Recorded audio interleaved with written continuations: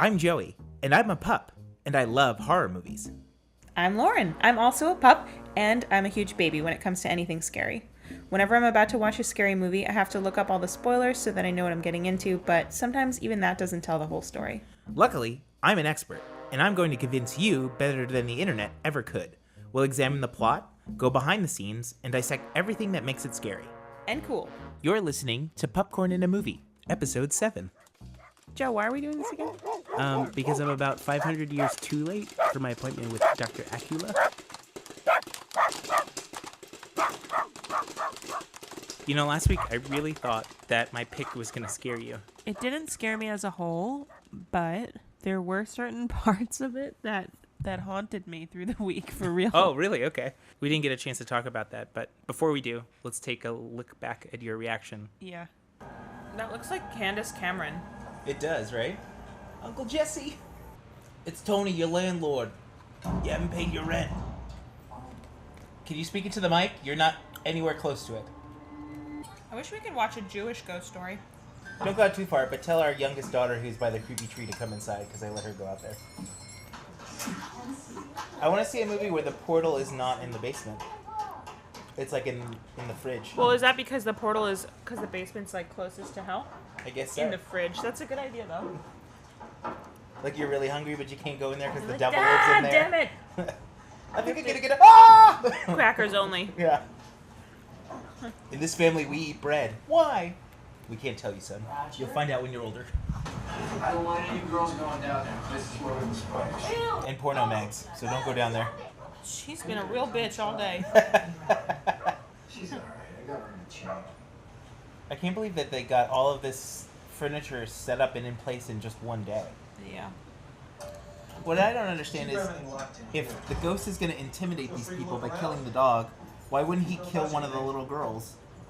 Or she kill one of the girls to make the mom insane, and then she could have killed the rest of the family. Yeah. But in the case of Aladdin, it was great to take the genie out of the bottle, because he granted him all his wishes. It's true. Thanks for doing a great job watching her, Georgiana. Right. Why would Lorraine's mom be okay with this whole situation by keeping these relics in this room? She's like, well, my daughter's been clairvoyant for her whole life, so kind of figured it'd be something like this or worse, so... Yeah. So whatever. She's just happy that she found somebody who's just as crazy as her. Yeah. Looks like Roger's a bit of a drinker. Never trust a bird. Okay, that does not look like a ghost. They didn't do a very good job making it look ethereal. Oh my god! Father Gordon called. He's got a case he wants us to look into. Father Gordon Fisherman. Oh boy. It's about to come. Okay. I'm scared. Ah! Oh my good god! Webster's Dictionary. Marriage! So not only was he illiterate and uneducated, he also was molested and tortured, and then possessed by a devil. We're gonna quiz you on this at the end of the year. Oh, there's an old lady in this class too. So they're wearing the same clothes they were wearing in the previous scene, but it was sunset in the previous scene. Yeah, it was getting kind of late. Yep. Now they have all the time in the world. The top of your head turned black and you started speaking in Latin. It is so weird that they're like, you know, all these weird things are happening. I wonder if they're related. Why would he have to say his name? It's his tape for his records. Yeah, whatever. I don't know. That doesn't bother me. She's dressed like a vampire. Do you mind if I Yeah. take a sip? It's kind of that 1970s Victorian Renaissance thing. Yeah. Ah! Whoa! Ah! Ay, ay, ay. Yeah, I think it's big enough for her. Ah! Well, who else was going to push it through? They talked to this guy. Was he going to tell some other priest to go to the Vatican to push it through? I don't know. Like a woman that's giving birth and nobody around knows how to help her. Except for she just screams primally, you know? It's like in a movie about cavemen. And she's having a baby. Yeah, kind of. Ah! Ah! Hey, I heard some shots fired. Just came to check on you. The cop in the background's like, what the fuck is going on? What's the drive home like? Real quiet. That's so lame. Well, Snotty. Are you saying that because I'm extremely stuffy right now, or Yes. because you don't like my attitude? No, beam me up, Snotty. What did you think of The Conjuring?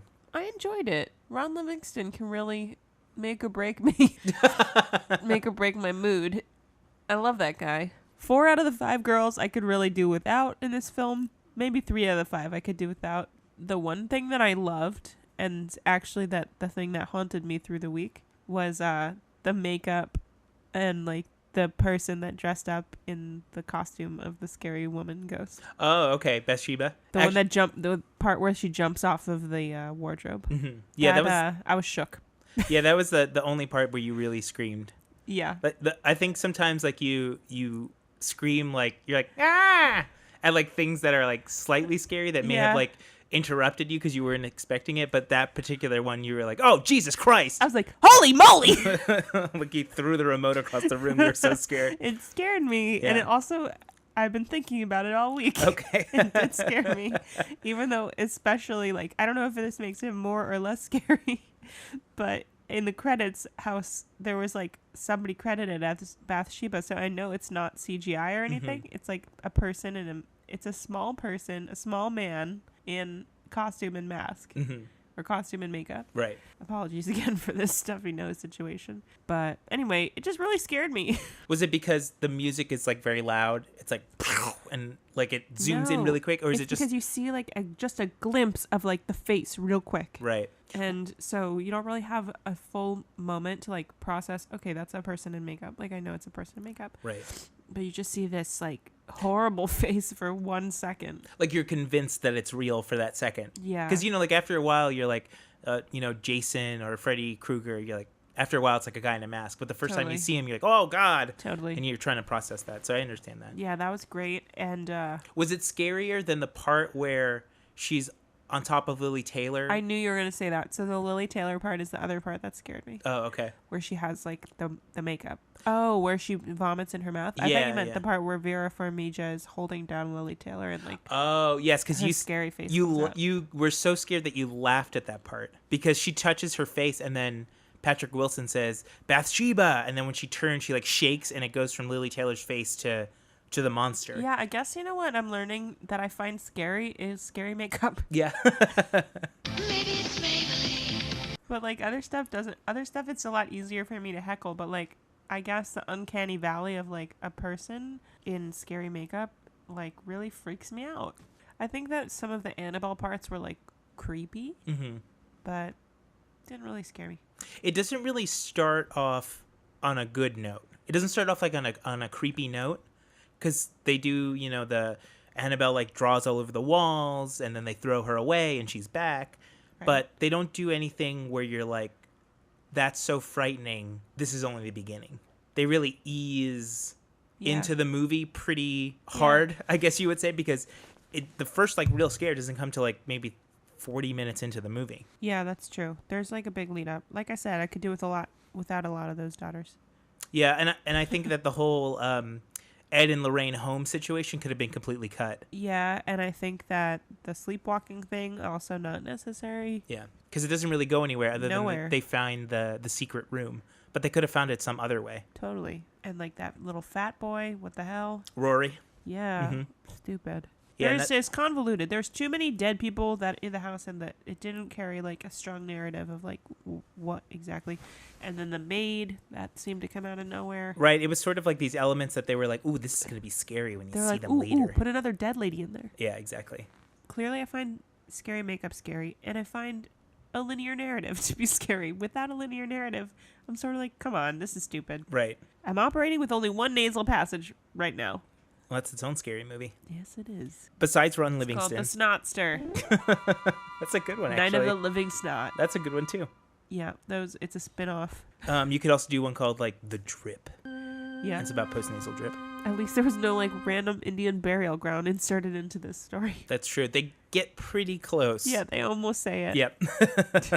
But other than that, it was enjoyable. We compared the Amityville Horror to cutting 2 eye holes in a sheet, Totally. and that's what your costume is. Yeah. The Conjuring is kind of the same costume. It's the sheet with the 2 eyes, but like there's like one other like creepy element to it. Blood, or there's like a finger, or like, you know, Yeah. something creepy that's added on top of that. But it's not something where it's like congealed. Yeah. It's rather hasty Yeah.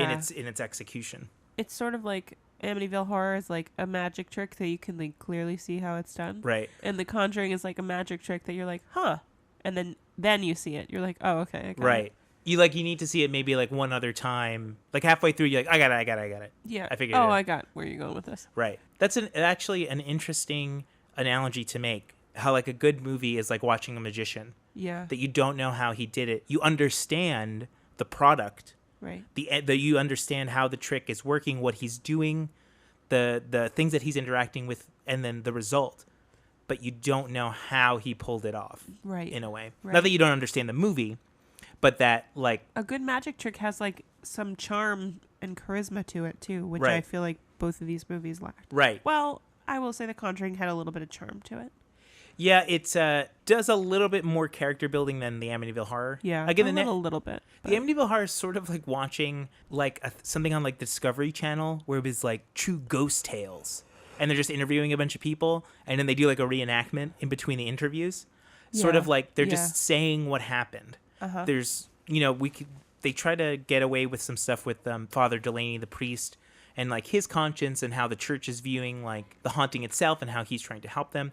But like they never would go anywhere with it, and that was like the most interesting aspect of that movie is like, this guy who's clearly trying to put his life on the line, who's being affected by this house so far away, Right. but then like he doesn't get any redemption or anything like that. And then the movie ends like there's no, at least in The Conjuring they get rid of quote unquote the ghost from Lily Taylor, but they don't you don't know what happens to the ghost. I was also thinking about, I forgot that the funny comment that I made. I was like, can we see a Jewish ghost movie?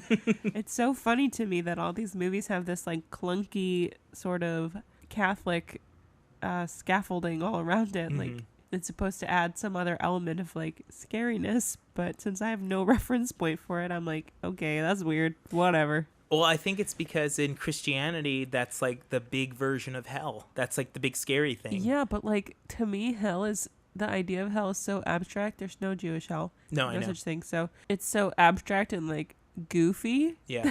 that like a person jumping off a wardrobe in weird makeup is way scarier to me than like the idea of eternal damnation. The person jumping off the wardrobe is like, okay, well, like somebody could break into your house and scare you. Like we can't, we've never seen hell, so we can't, like if we were shown hell. I just refuse to imagine it. Well, like if it exists and you were shown it and you were like, this is what's going to happen if you're not good. Right. Then maybe you'd be like, holy shit, I better shape up My because I don't idea want to of- come back here. But you're not seeing it. My idea of hell is like informed heavily by Little Nicky. Popeye's chicken is fucking awesome. What would you give The Conjuring on your 3-tiered multi-level scale? Heckliness, 8. Solid 8. Okay. Scariness, 6. Okay. Technical merit, 7.5 to 8 out of 10. Okay. So I guess holistically that amounts to like probably a 7.5. But I think it was better than some other movies that we've given 7.5. So maybe I'll say an 8. Okay. I do think like as a movie, it's pretty good for the crap that they kind of sling out now. Yeah. It was like sort of the first in that wave of new horror. Yeah. Because it was different than like the Paranormal Activity movies where this was, had a very distinct style because it takes place in the 70s. And that's like really taking a risk when this came out in 2013 to make a movie that takes place Yeah. in the early 70s. That's like a horror movie. That's Sort of. I mean, House of the Devil, I want to say, is like probably the one to beat at this point. Yeah, I think that does a better job of making you feel like you're in the 80s, definitely. And making you feel that you're watching a movie from the 80s, because those Yeah. are two different things. And it's actually scary. Like, I guess I think cults are more scary to me than the occult. I think. Okay. I want to challenge you, because last week I tried to pick a movie that I think you might think is very scary. Right? The criteria when we watch these movies is that it has to be during the daytime. No, you're going to make me watch it at night? Yes, only because No. I don't think that you'll think the movie is scary. No, babe. But I think if you watch this in the daytime, you're not going to think it's as interesting. I'll consider it. I'm not saying yes. Okay, well, let me tell you what the movie is. Fine. And then we can go through, because rewatching it today, of course, during the day, it's as good as I remember it. There's just something about watching it at night. And the movie's not particularly scary. There are some disturbing things, but I think you will get a better sense of the tone of the movie if you watch it at night. Okay, And there's well, my terms are, I'll consider that. I'm not saying Okay. yes. But if we do watch it at night, I'm going to need a hilarious palate cleanser between that and going to bed. Okay, absolutely. Now, I guess why I'm saying that is because I'm setting you up, because if we watch it in the daytime and you don't like it, I think that's because we're watching it during the daytime. Okay, fine. So the movie that we're going to talk about today is, I guess you would say it's a remake of a remake of a remake of a remake of a remake of a remake of a remake of a remake. Okay. Directed by Francis Ford Coppola. Uh-huh. This is his version of Bram Stoker's Dracula. Oh, okay, cool. I thought you might like that. Yeah, I'm into it. I don't know that I will think it's scary. Watching it today, there are some really disturbing things, and the music and just the tone and the sets. I just thought this might be not too scary, but it might be a little unsettling if we watched it at night, like Okay. trying to ease you into, like, because I think that, scary movies, there is something about watching it in the dark that really adds to the atmosphere of whether or Yeah. not you enjoyed the movie. It's like when you go to a dark theater. So you're basically saying I've been dismissive of all these movies because of my mandate that we watch it in the daytime and heckle it. Definitely heckling totally, disarms it. Yeah. Because you can't do that necessarily in a theater unless you're by yourself. Unless you're Mark. Yeah, that's true. Love you, Mark. Then he has free range. That would be a kind of a cool podcast series. He sneaks a microphone into a theater and he just talks during the movie. That'd be so great. I know. Do you want to do that? We'd probably get in trouble. Why? I don't know, because All you need is a dictaphone, or actually just your cell phone. a dictaphone? Do you know what a dictaphone is? I know the word, but I don't know what the machine looks like. I just want to tell you that that's the second time today that I've talked about a dictaphone. Oh, okay. I've got dictaphones on the brain. Yeah. You taking dictation today? No. Oh. So the reason that I picked Dracula was because not only of the I want you to watch it in the nighttime realm, but this is a movie that is both, in my opinion, amazingly entertaining and completely cheesy all at the same time. Okay, great. There's a couple of different reasons, and we'll go over them, but I trust Coppola, for one thing. I think what would really be interesting is to watch the making of documentary after we watch the movie. Okay. It's so good. Cool. Because Coppola's a little bit of a madman, and he kind of clashed with basically everybody on set. Love that guy. Um, He's like, no, I got a different way to do it. Yeah, Let's do it this way. I mean, when you're Francis Ford Coppola, all you have to say, like, if they're like, I don't know, Francis, I don't know if the scene's working, you just be like, Godfather 1 and 2. And if you want to throw Apocalypse Now in there, you can do that too. And they're like, Really? all right, fine. Do what I say. Bye. Francis Ford, out. F²C. FFC, out of here. We're all pretty familiar with the story of Dracula. Yeah, more or less. Have you ever read the book? I've read the Cliff Notes. Ah, okay. Well, if you remember from the Cliff Notes that the book is basically told in the past tense because every chapter is either a letter, a diary entry, a newspaper clipping, a log, something like that. It's sort of all told from this, like, almost like you found all these documents and you're piecing this story together. So it's kind of interesting for that time to be sort of frame it in that way. It was marketed as what they call penny dreadful, Right. which was like a really cheap paperback book. It was kind of like a cheap thrill, which is kind of interesting because we now regard it as like one of the first, gothic horror novels ever written. Right. Or that really defines the genre. Just sort of like knowing that heritage, there's like sort of a gravitas to this story that is immediately both more compelling and also scarier. Because it's like a time-honored story that like has Right. been passed on. So it's like got a little bit of gravitas to it. It's a little bit scarier already. Right. And I think, this movie is from the early 90s. What we know as vampires today has been really saturated by like the Twilight series, and we sort of disregard how scary that genre can be. I actually feel like the early 90s was a great time for vampires. Buffy. Oh, I'm not saying anything about I know, the, but the I'm just saying it was in like general, kind yeah. of a thing. And the one with Brad Pitt and Tom Cruise. Interview with a Vampire. Yeah, that one. And then there's another one too, right? He's half vampire, but the movie Blade with Wesley Yeah, Snipes. Blade. That's what I was thinking of. So there's a few things that I want to say about the movie before we talk about the plot. And, we know the basic story of Dracula, but there's just a lot of cool things that I want to call attention to as we go through it. So I don't know how much you know about Francis Ford Coppola's behind the scenes kind of antics. Like Apocalypse Now went like way over budget, and he basically like sort of became like the Kurtz character. He was just like crazy by the end of it, and a lot of production delays, and there was a lot of like inclement weather that delayed shooting, and the movie went on and on and on and on. They shot like all these millions of feet of footage that they somehow compiled into Apocalypse Now. Francis Ford Coppola was very determined to get the movie not only under budget but on time. He had this crazy idea, of course, though, that he didn't want to use any computer generated images. Now, in the early 90s, CGI was very, very sparse. I was gonna say, like, so what would that entail? Like 2-bit images? Like, what are you talking about? Well,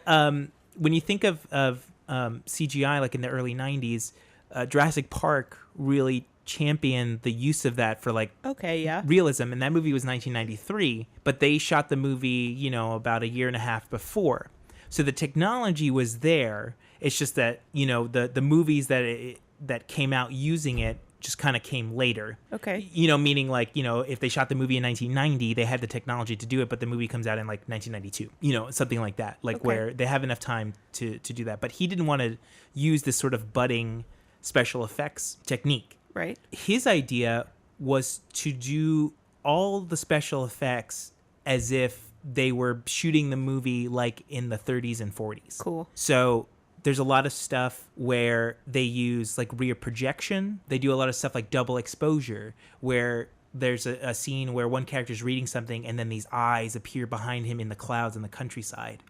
They also do stuff like matte paintings, which are still used today, but that's where they block out a part of the frame, and then they have an artist draw like the background, and then they merge the two images together. Pretty much everything in this movie is a set, because after Apocalypse Now, Francis Ford Coppola really didn't want to shoot outside.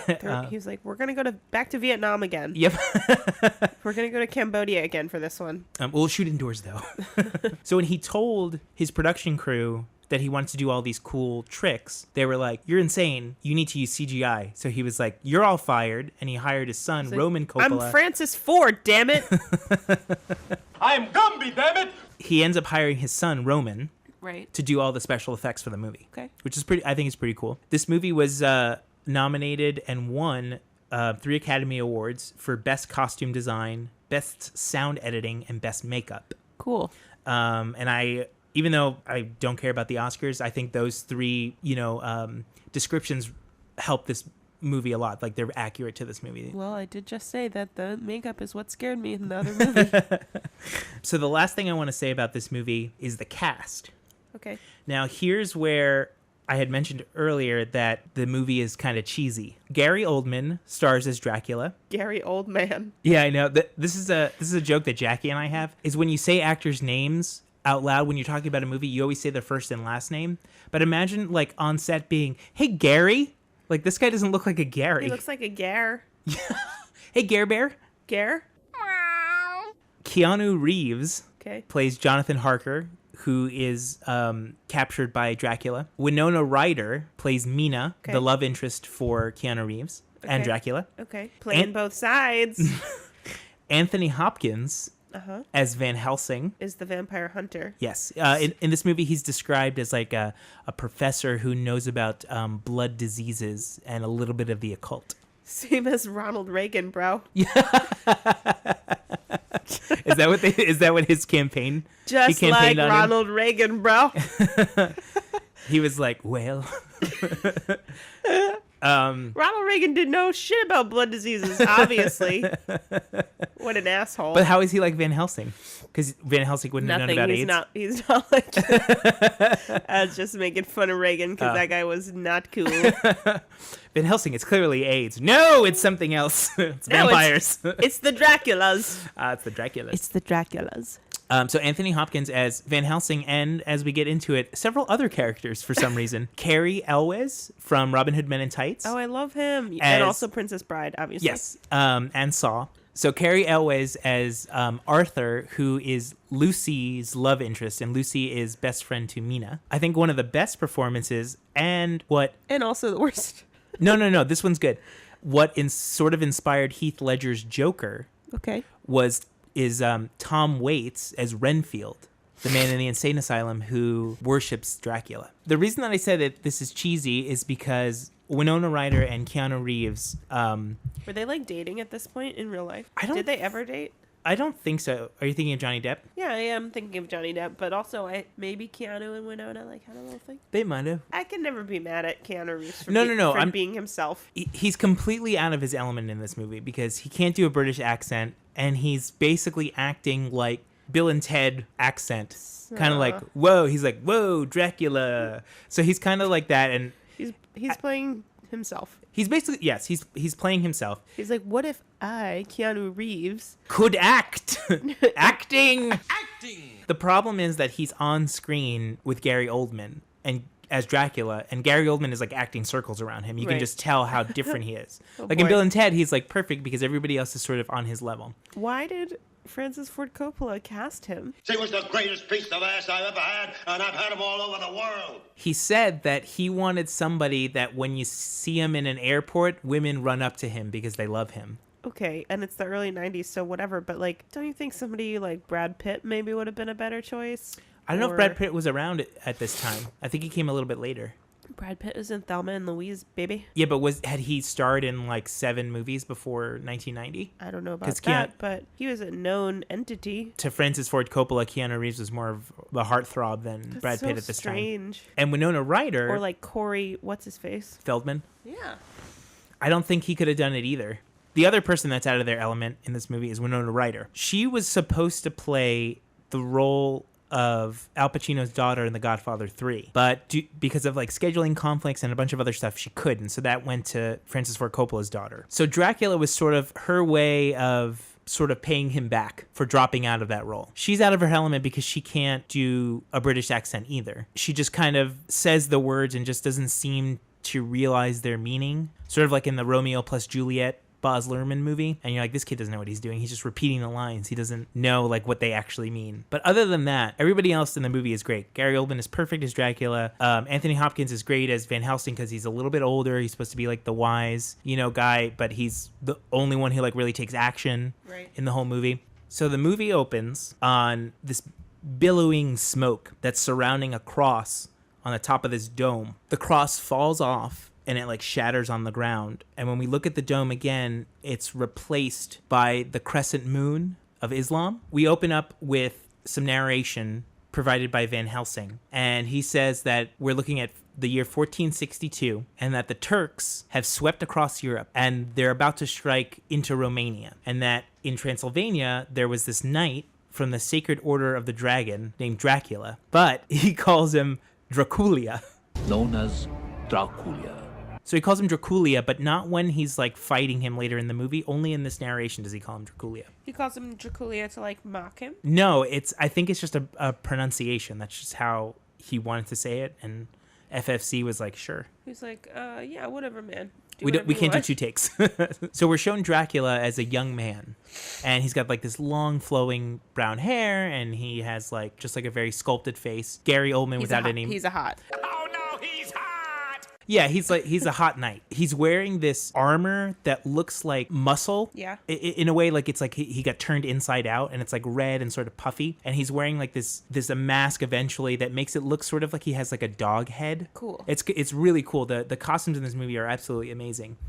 So he's wearing this weird, suit of armor, and he has this bride to be, Elizabeta, and she is played also by Winona Ryder, because we're going to link their appearances later in the movie. Okay. I actually love when they do that. Dracula's a little bit obsessed with people who look like Winona Ryder. Dracula's about to march off to war to fight the Turks because he is a soldier of God before he turns into Dracula. Great. Elizabeta doesn't want him to go because she knows that he's fighting these impossible odds and that he may die. She's like kissing him goodbye, and he eventually has to go outside, and he's greeted by all these troops. And then we cut immediately to the battlefield. And the way this battle is shot is amazing. Everybody is a silhouette. All the actors are silhouettes, but the background is like this blood red, sort of yellow mixture of sky. And you just see Dracula like running, through the field, just like cutting people up. And he eventually stabs this guy with a spear, and then like he raises him off the ground. and like stabs into him, and he's just killing everybody, and he's just supposed to be like this amazing warrior. We then get this another amazing shot where all the bodies that he's killed have been put onto pikes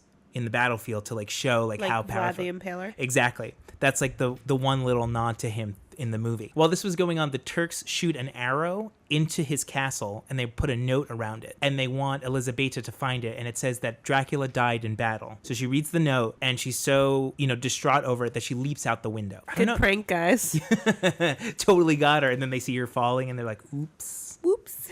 The clouds, when she jumps out of the window, I don't know if they're like cotton, if like they shot a miniature or not, but they're just like so inexplicably like perfect. It's like this really haunting shot as she like falls through the clouds. It's just like this really, I don't know, I've never seen anything like it. It's almost like you're looking at like a painting, like a matte painting. It's so beautiful. So she jumps into the river and she kills herself. Dracula returns home, and he goes into the chapel of his castle, and they've laid out her body at the steps of the altar below this cross. He finds a suicide note that she had left that she said, my love is dead, and, I can't go on. He's like, no, I'm not. Who told you that? Guys, this is really a breakdown in communication. Where's my communications manager? I forgot to mention that this whole first scene, this whole origin story, all the characters speak in Romanian. Sure.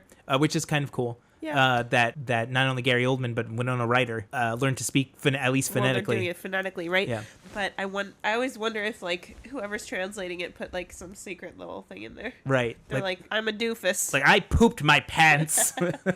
So Dracula's all sad and emo about his bride-to-be dying, and then a priest who's played by Anthony Hopkins, clearly played by Anthony Hopkins, but has no connection to Van Helsing as far as I know. He tells Dracula that since Elizabeta took her own life, her soul couldn't be saved, that she was damned, for eternity, that it's God's law that she can't, go to heaven. They can't be reunited. God is so strict. Dad, go to hell. I'm taller than you. He's very strict, especially in the 1462. I mean, it's like my dad when he was a young dad. He was like super strict, and now he's extreme softy. Yep. He's a Mr. Softy. Like I was made of some kind of spongy material. Dracula loves his bride-to-be so much that he completely freaks out when the priest tells him this. He immediately renounces God, and then he says that he'll rise from his own death, that he's going to live forever. He just knows it. He grabs a sword and he slams it into the center of the cross that's above him, and it starts to bleed. Like, the cross itself starts to bleed. Fuck you, God. Basically. And God's like, you hurt me. I want him dead. I want his family dead. I want his house burnt to the ground. I want to go to the middle of the night. I want to piss on his ashes. Not only does the cross bleed, but the candles start to bleed, and all the eyes of all the statues in the room start to bleed. He then takes a goblet, and he puts it up to the cross, and he gathers a bunch of blood in it, and he drinks it. I don't mind the taste. Gobble, gobble, gobble. He proclaims that blood is life. Well, it is. That's true. That's a fact. That like specifically, vampires can't make new blood. Okay. Like humans can. Right. They have to drink blood to, they need a transfusion all the time. So he sort of curses himself into... They need to spend blood to make blood. That'll be 6 blood. I just squirt it. Yeah. But vampires really doomed themselves if this is like their origin story. Basically, he was like, in the future, I won't be able to produce blood, so I'll drink it. Okay. Like that's like giving yourself a nickname. He gave himself his own weakness that he has to drink blood to stay alive. Yeah. So after he drinks the blood, everyone's like, okay, bro, sounds good to me. Like, hey, what's for dinner? Blood. So blood starts to just spew out of the cross now, like so much that it's like pooling beneath Elizabeta's body. Dracula. Like I said, a bloodbath. That's true. Blood puddle. I'm sure that's a puddle that's of blood is. There's a Puddle of Mud band, right? Puddle of Mud is a band. I'm sure there's got to be a band named Puddle of Blood. Yeah, I hope there is. Oh. So if there's a band called Puddle of Blood, which way does the lead singer sing? Does he sing like this, where he goes,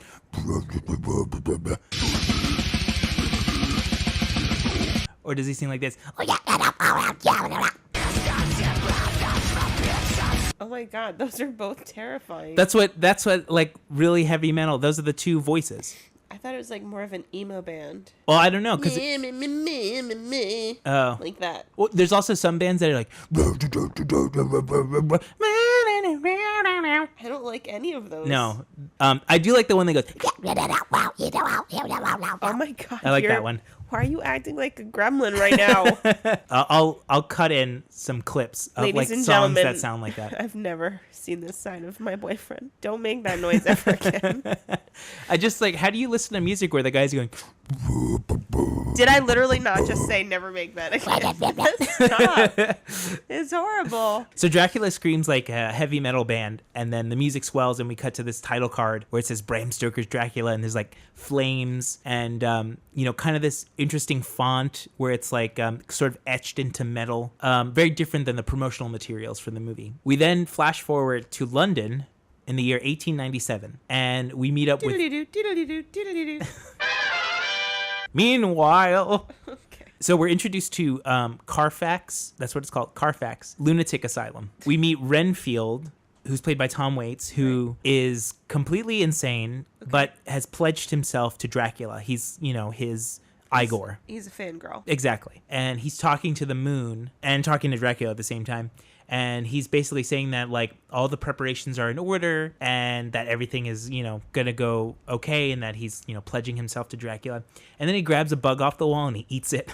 Sure. Tom Waits has this kind of super curly hair, a lot of finger accessories. Like, he has some rings, and he has, like, these cages on his hand that prevent him from, like, closing them all the way. So sort of part of the lunatic asylum. I don't really know why that would be a thing that you would give to a lunatic, but whatever. I don't know if they were, maybe it's because so he can't close his hand, so he can't masturbate. I used to masturbate constantly. Because if you're creative, you could figure it out. But well, this movie does have a lot of sexual undertones, as we're about to find out very soon. And that's why Francis Ford Coppola was drawn to this particular script, this particular version, because he found, like, sort of the erotic elements of it a little more interesting than what had been done before. Right. There's a bit of a weird kind of cut here in the movie where we're looking at Renfield, and then all of a sudden we're cutting to an office where we meet Jonathan Harker, which is Keanu Reeves' character, and his boss is like, well, since Renfield went insane, you can have his big account. So you're like, okay, so Renfield used to be a clerk. But is this still in the 1800s? Yes, it's still in the 1800s. Okay. This is like, meanwhile, while Rehnquist is going, or Rembrandt. Renfield. At first I thought, I swear to God, I wrote down Rehnquist as his name, and then I was like, oh no, it's Renfield. So I had to change it, so there's still one Rehnquist in here. His boss is like, hey, Renfield kind of went crazy, so you can have his big account. And he's like, cool. He's like, great, I hope that doesn't happen to me too. So it turns out that Renfield went to Transylvania, met with Dracula, and then came back clinically insane. Sure. But that has no, that doesn't bother Jonathan at all. He's more than willing to take up this big account because it would mean like a promotion. The big account is Dracula? Yes, because Dracula is buying 10 parcels of land in London, and Jonathan works for like a real estate agency. So this Count Dracula... I'm imagining if this happened in 2018. Like, this would be awesome. Oh. He's like, I nailed the big account. Right. It's the Dracula. I'm a real estate agent. Like, I can imagine him in Williamsburg, Keanu Reeves, like, showing Dracula, like a seaside or like a riverside apartment. Yeah, like it's in a Hasidic neighborhood or something.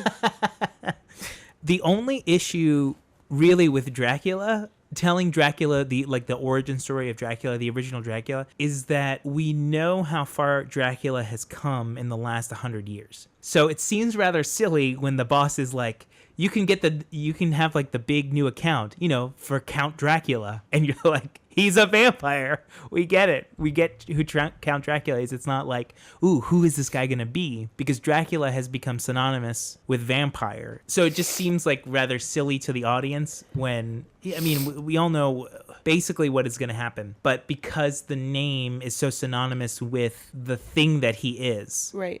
Like if, in like the werewolf, they don't call him like Mr. Werewolf. He has like a name. So you don't necessarily, if they change the name, you wouldn't necessarily know that he might turn into a werewolf. Right. But with Dracula, you're like, okay. It just seems rather silly when it comes out of his mouth. Like if you knew who he was, you'd be like, I'm not taking that account. I'm not taking the Dracula account. What are you, crazy? No, Rehnquist is crazy. It was the Dr. Acula account. So they turn over the account to Dracula, and he has to leave for Transylvania immediately. Right now. Because the Count, he's got just money in his pockets to burn. But he's got nothing but time, baby. Exactly. Well, as we're about to find out, Dracula, He's not looking so good. Okay. So he needs some fresh blood. Jonathan asks his boss, hey, by the way, what happened to Renfield? And his boss is like... He went super crazy. No, he goes, nothing at all. Personal problems. He went crazy in the head. He went loco in the cabeza. Yeah, imagine like being like a construction worker and they sent some guy to do a job and then he came back insane and they're like, okay, now you go tomorrow.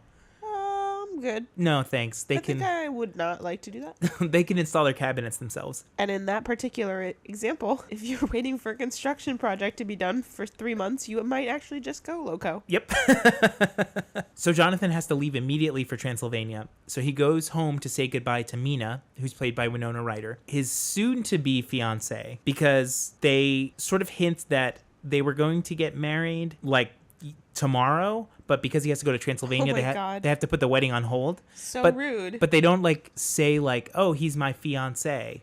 They just say like, oh, we're gonna get married eventually. But he promises that he's gonna marry her when he returns. Same old story, but heard it many times. He went down to the corner to buy cigarettes and he never came home. I mentioned earlier that the sets in this movie are pretty incredible, and it looks like they're outdoors. They're in this huge garden that belongs to Mina's friend Lucy. They're at her house, and it's like this huge rotunda. There's these like steps leading up to the house. There's like a hedgerow maze. There's all this sort of stuff, and she brings him over to like a bench in this sort of covered area, and they start to make out, and this peacock feather slowly slides into frame and it covers them. The focus changes so that, you know, they start to go out of focus and the feathers become in focus, and as the little, you know how peacock feathers have like a little like black or blue dot usually in the center, that comes into the center of the frame, and we look into it and it's a tunnel, and we're on a train and we're going through the tunnel. Cool. And now Keanu Reeves is on his way to Transylvania. That's great. It's an amazing in-camera.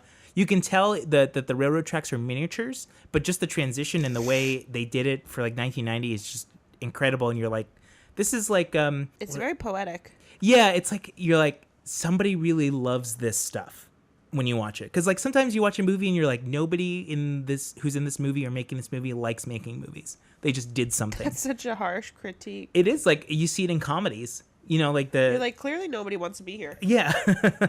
So Jonathan is on the train, and we come again to this motif that like the sky's like this blood red, kind of mixtures of a little bit of yellow and orange, but the background is always sort of like at war. So I mentioned earlier that the book is a series of journal entries and notes and newspaper clippings and all that sort of stuff. One of the motifs in this movie is that there's a lot of narration, as if the character's writing in a journal, or like Mina's character types her journal on a typewriter. So Jonathan is writing in his diary, and he's narrating, and he's...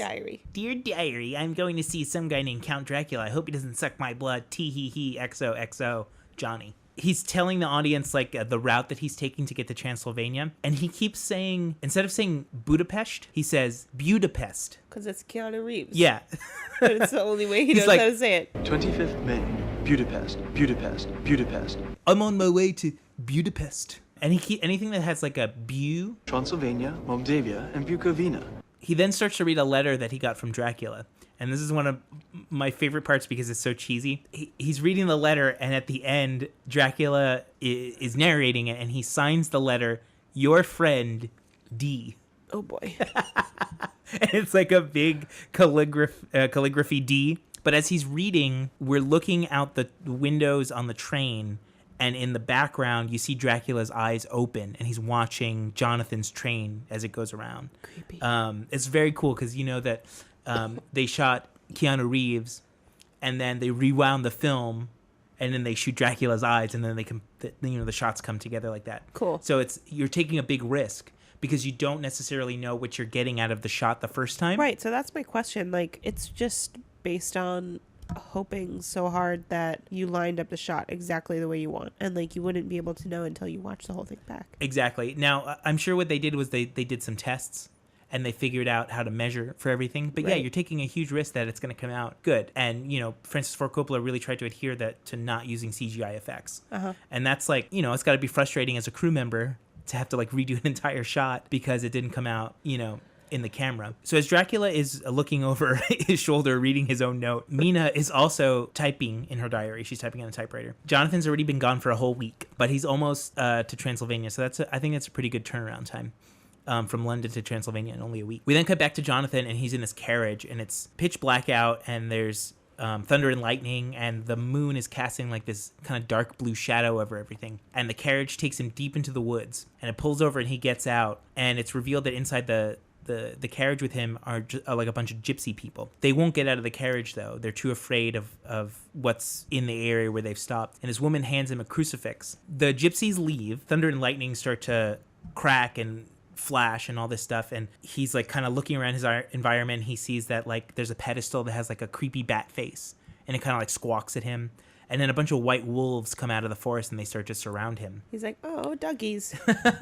Here, doggy. So the wolves start to surround him. Another carriage just like appears out of the woods, and it drives up to him, and it stops. And the driver is like this gigantic bird-like creature. Never trust wearing a bird. all these robes and this big bird mask. Never trust a bird, babe. Ever. He's like silhouetted so that you can't really see any of the detail. And is it like one of those old-timey doctor's masks? No, it's like way creepier than that. It's like this huge monstrous kind of head. Like the creature's like it's a creature. It's bigger than a man, because what happens is Jonathan is standing still, and the guy driving, the creature driving, is clearly too far away. But they do this great effect where he reaches his arm out, and it stretches, and it grabs Jonathan by the shoulder, and it lifts him up off the ground, and it puts him inside the carriage. And it's all done in one take. So the hand kind of comes like this into frame, and we follow it, but it's stretching way longer than you think an arm should. And it grabs Keanu Reeves, and then he floats upward, and the hand puts him in the carriage, and then they take off. It's like this really surreal kind of effect. So they're barreling down this trail, and they end up on the side of a mountain. And Jonathan's like, hey, where are we going? Are we going to see Count Dracula? And he opens up the door to the carriage, and he looks down, and he realizes that the wheels are like 1 centimeter away from falling off the cliff, and but the driver is like keeping them on the road. So he closes the door, and they get closer to the castle, and there's this weird like portal vortex thing that's shooting these like blue flames up into the air, almost like it's like once they cross through this little threshold portal thing, that the real castle will like sort of be revealed to him. He's like, this is where I get out, actually. He's like, so this is what Renfield saw. This is what he meant by crazy blue flames. So they cross through the blue flames, and they enter like this courtyard, and Jonathan gets out, and then this bird creature and the carriage just take off. This big gate opens to Jonathan. He climbs up these stairs, and he goes inside, and then we see this shadow on the wall kind of come out like with its hand out, like almost like reaching for him. And then it turns, and we see Dracula in frame holding a lantern. But the shadow, as we come to find out throughout the course of the movie, has a mind of its own. So like when it turns, it's not exactly perfect with Dracula's body in the same position that he's standing. Cool. Because he's like waiting for him, like just standing still with the lantern, but the shadow's like creeping forward with like its hand out, about to like get him. But like when we see Dracula, the shadow's like, oh, I've been spotted, and it kind of returns to normal. And then we get our first look at old Dracula. Shut up, you old pig! And he's wearing this blood red gown with this cape that stretches out like 10 feet behind him. He's getting married. And he's got old white wrinkly skin, long bony fingers and fingernails, and he has like this hairstyle that's like 2 loaves of bread, the ends of 2 loaves of bread, but they're like hair that's been like intertwined. It's kind of like like a braid? Not like a braid. It's like almost like he has ears. It's sort of recalling the mask that he wore in battle, like this kind of dog mask. Oh. Like in his shadow, it looks like he has like kind of a dog face, because he has like these 2 buns that are like ears. 1 hour later. For those of you who've just tuned in, or maybe who tuned in before and now are tuning in again for part 2, you'll notice that my voice is a lot less stuffy and Joey's is a lot more stuffy. You're a lot less drippy. I'm a lot less drippy. They don't need to know that, Joe. Okay. Immediately, Jonathan sits down to dinner with Dracula, and Dracula's like, sorry that we're not eating together because I've already eaten, and I don't usually drink wine. Try the wine. And does he say it like that? Yeah, it's like very creepy. So he pours him the wine, and he's sitting down to like this beautiful like chicken dinner, and Dracula's just like watching him eat, and it's all very kind of interesting because Dracula's like studying him, because you know he made Renfield go crazy. Mm-hmm. He didn't bite Renfield, that he promises Renfield that he's gonna bite him and make him immortal. So in exchange for like helping him get like all the land that he's gonna buy up in London. Jonathan is eating, and he looks to his right, and he sees a painting of Dracula when he was younger from the very first scenes of the movie. Mm-hmm. And he's like, oh, a family member. I can tell a resemblance, not knowing that they're the same person. Dracula's like, oh, he was a part of the Order of the Dragon, and their job was to defend against all enemies of Christ. And kind of like how that turned out.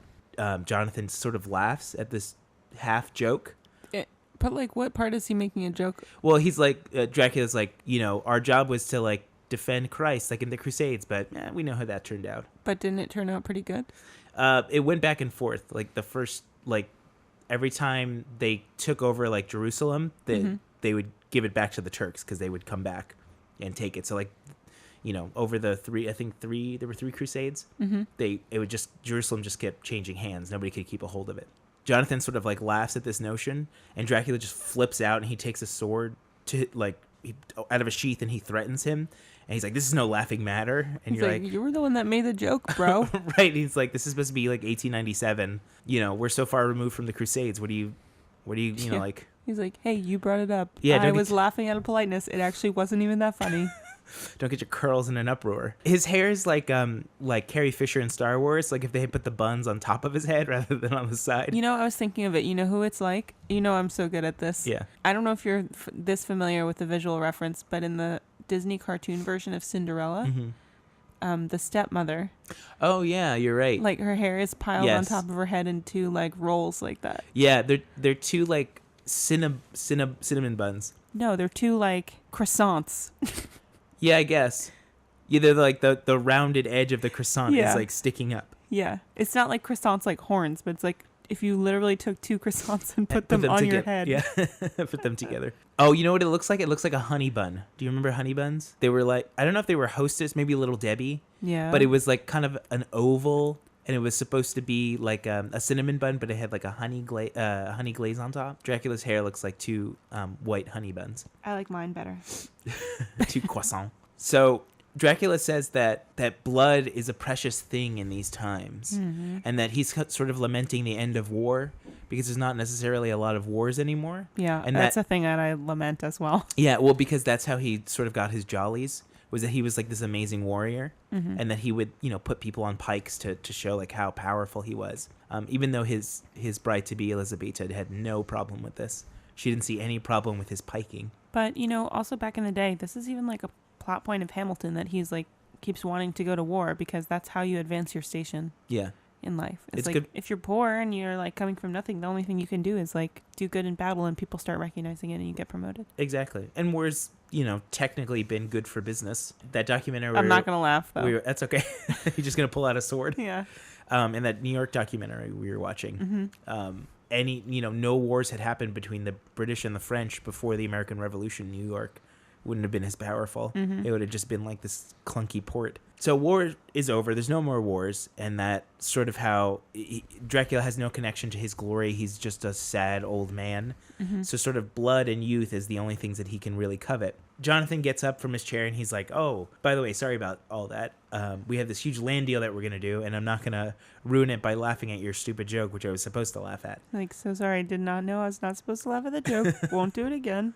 Let's get back to the business at hand. Right. He's like, I need to make some money because I need to marry Mina. Dracula is now buying up these 10 plots, and we already talked about it, but this is the first point in the movie where you sort of see where he's going to buy them and like where they are strategically in the city. They're all very close to each other. They press Dracula's seal like for him to sign the paperwork in this like blood red wax.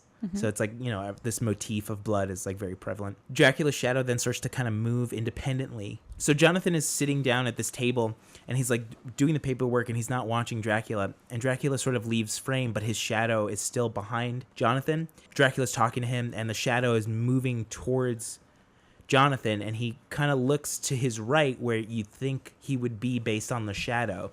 But Dracula ends up on his left. Whoa. And he's like, whoa, what's going on? This is like sort of the first instance where he's sort of unsure of what he's dealing with because he hasn't really commented on his physical appearance yet. this white skin, long fingernails. Croissant hair. Yeah, croissant, buttery, flaky croissant He's hair. like, hey, He's constantly dipping it into his coffee. Hey, you're spilling it. So now Dracula sees the picture of Mina on the table. Jonathan says something like, oh, I was looking all over for that. I can't believe you found it. And it's like right on the table. It's like a very kind of weird scene. But Jonathan. Dracula instantly has this connection because Mina looks exactly like Elizabeta. Sure. They have this really cool interaction with the photo, though, because it's like the camera is looking down at the desk and there is an inkwell. Dracula's hand is moving towards it, but his shadow is further than his hand based on where the light is coming, and his shadow knocks over the inkwell before he grabs the picture. He like picks it up and there's ink on the photo dripping down. It's kind of like blood dripping down. There's a lot of effects like that in the movie where there's one scene where the shadow is moving towards a vase and all the flowers die in the vase as the shadow passes over it. It's very cool. That's the kind of thing that I imagine that you just go Lady Gaga for. Yeah, I mean, yeah, because it's like 1992 when this movie came out, and when you think of the technology that they had, just being able to make it look realistic and still when you watch it, it still looks good. It's like the T-Rex in Jurassic Park, the first Jurassic Park. It still looks great. Dracula then starts to kind of put the moves on Jonathan, and he's like, I need you to... What kind of moves? Well, how like vampires can like seduce you with like just their eyes? He sort of starts to do that a little bit, and he tells Jonathan that he wants him to stay for a whole month. Okay, Jonathan's like, I mean, it was supposed to be like a one-day business trip, but sure. So, and Dracula says, I need you to write letters home to your beloved, your employer, and I think like his landlady or something like that, and tell them that he's going to be away for a month. Okay. Jonathan's like, I guess. And Dracula's like, I won't take no for an answer. And then he raises his cape up, and the shadow like engulfs the room in black, and it's just a light on Keanu Reeves. So now he's trapped. Jonathan's trapped in Dracula's castle. In keeping with the epistolary motif of the novel, we go back to Mina's diary. She informs everybody that she's staying with her friend Lucy, who's very, very wealthy. She worries that Jonathan might be angry with her because she spends so much time with Lucy. She thinks that he'll think that she wants a life of like wealth when Jonathan is just like simply a clerk, and that he won't be able to give her the life that he thinks that she wants because she spends so much time with Lucy. Oh my God, so complicated. It's a very like Great Gatsby sort of thing. Yeah, definitely. Before he became a magician. Yeah. We then meet Lucy, who's Mina's best friend, and her character, not the only character, but the first time in the movie that we see a very overtly sexual character. She's very, very, very outgoing, and she has many suitors driven by like eroticism. She's a hedonist. Yes. I imagine she would get along great with the Dracula. Yes, which we will find out very shortly. Fabulous. So Mina has this book, Arabian Nights, and inside are these kind of like Kama Sutra-like drawings. And Lucy teases her about these drawings that are in the book, and they're like looking through them, and they're like kind of giggling like, young teenagers. They're supposed to be, I think, 17 and 19 years old. I feel like this is just Marty Scorsese being like, put a little porn in there too. You mean Francis Ford Coppola? Oh, whoops. It's okay. That really changes things, but yeah. Lucy and Mina go outside into this large garden area that we mentioned before, where Jonathan and Mina had parted ways before Jonathan gets on the train to BEW-dapest. Mina confesses to Lucy that her and Jonathan have only kissed. They haven't slept together. Ooh. And they're going to get married. And to sort of You think that he's never kissed anyone? I mean, you think that he never slept with anyone else? No, I think he's done it, and he does do it before he gets back to Mina, as we're about to find. Oh, boy. Yeah. Like I mentioned before, Lucy has many suitors, and that night she holds sort of a party where we meet 3 of them who will become very integral to the story as we go on. One is Quincy. Your whole sick society! That's who's guilty, man! We're just your lousy scapegoat! Who is a guy from Texas. Can we say that shoes from Texas are dumb? He's the only American in the story. They're all British except for Van Helsing, who is German. Oh, right. Lucy makes these comments like to Quincy. She's like, "Oh, I want to touch it. It's so big." And then he pulls out this huge Bowie knife. That's like the size of his head, and he's like somehow like hiding it in his coat. Sure. And that knife is going to be important later in the story. The next guy to come is this guy named Jack Seward, and he's a doctor. And she's like, I want to touch that because it's also so big. And it's his like stethoscope. Yeah. He trips immediately over this bear rug. He's like very clumsy for some reason. And Lucy immediately goes from Quincy, the Texan, to Dr. Seward. And she's like, oh my gosh, what happened? Let me take care of you.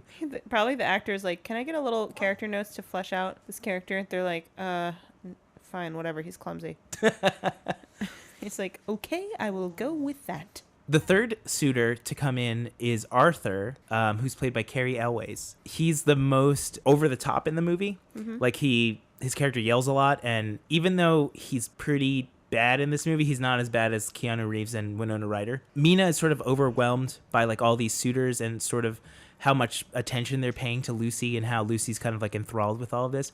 And immediately this giant shadow forms over the wall. You see Dracula's hand in the shadow, and it sort of wraps around her neck. His face comes out of the shadow, sort of like he's found her, or he's found not Elizabeta, but he's found Mina, the woman that looks exactly like her. Right. Dr. Seward actually works in the Carfax Insane Asylum where Renfield is being housed. I forgot that that's what it was called, and I thought you were making a joke about something like he works for Carfax.com. His boss is that stupid fox. Yeah. Get back to work. We need to look up more faxes about cars. So Dr. Seward is recording an audio diary on a phonograph, which I thought was pretty cool. I don't even know if that was around in 1897. But he's like speaking into like a big Victrola and recording it. He's explaining in his diary how Renfield has developed a lust for blood. Mm-hmm. Now, Renfield hasn't necessarily been bitten yet, but he's sort of mimicking Dracula in a way to sort of please him. He's a poser. Basically, yeah. He goes into Renfield's cell, which is like, you know, in Robin Hood Men in Tights, where like all the people are like sort of in this dungeon. Yeah. It sort of looks like that, but they have cages. Like there's like individual cells. And he goes into Renfield's cell, and Renfield offers him a bunch of bugs on a plate that he's like picked from his cell. Care for a bug, sir? Yeah, he's like, want a bug? Dr. Seward's like, yeah, they're good. They're full of protein. You should be eating bugs. Great. Good for you, kid.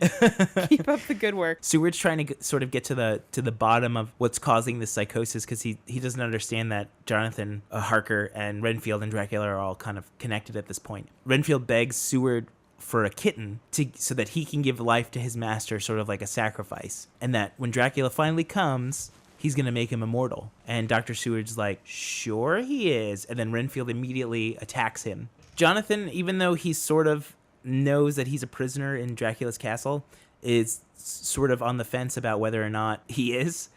He's still writing in his journal, and he's commenting about how much Dracula liked Mina's picture, and he can't seem to figure out why. He's then about to sort of turn in for the night, and he goes to a mirror to shave. Dracula walks in behind him, and of course there's no reflection in the mirror, and he sort of scares Jonathan enough that he makes a small cut on his neck, and he starts to bleed a little bit. Dracula's kind of like chastises him a little bit. He's like, oh, you should be more careful when you're shaving. He's like, don't you know how precious that is? Yeah, and Jonathan's like, well, don't sneak up to me if you don't have a fucking reflection. Dracula recognizes that he doesn't have a reflection, so he breaks the mirror with like his mind powers, and then he takes the razor blade and he turns his back to Jonathan. He licks the blood off of it, and he's like just like normal host stuff that you do when you're a host. Yeah, he's like relishing in the blood. He's like, Dracula's being a real pain in the ass with these letters. He's like, all done with those errands? How are those errands going? Have you finished those errands? Have you finished those errands? Have you finished those errands? Have you finished those errands? Have you finished those errands? Have you finished those errands? Have you finished those errands? Have you finished those errands? Have you finished those errands? Errand. Have you finished those errands?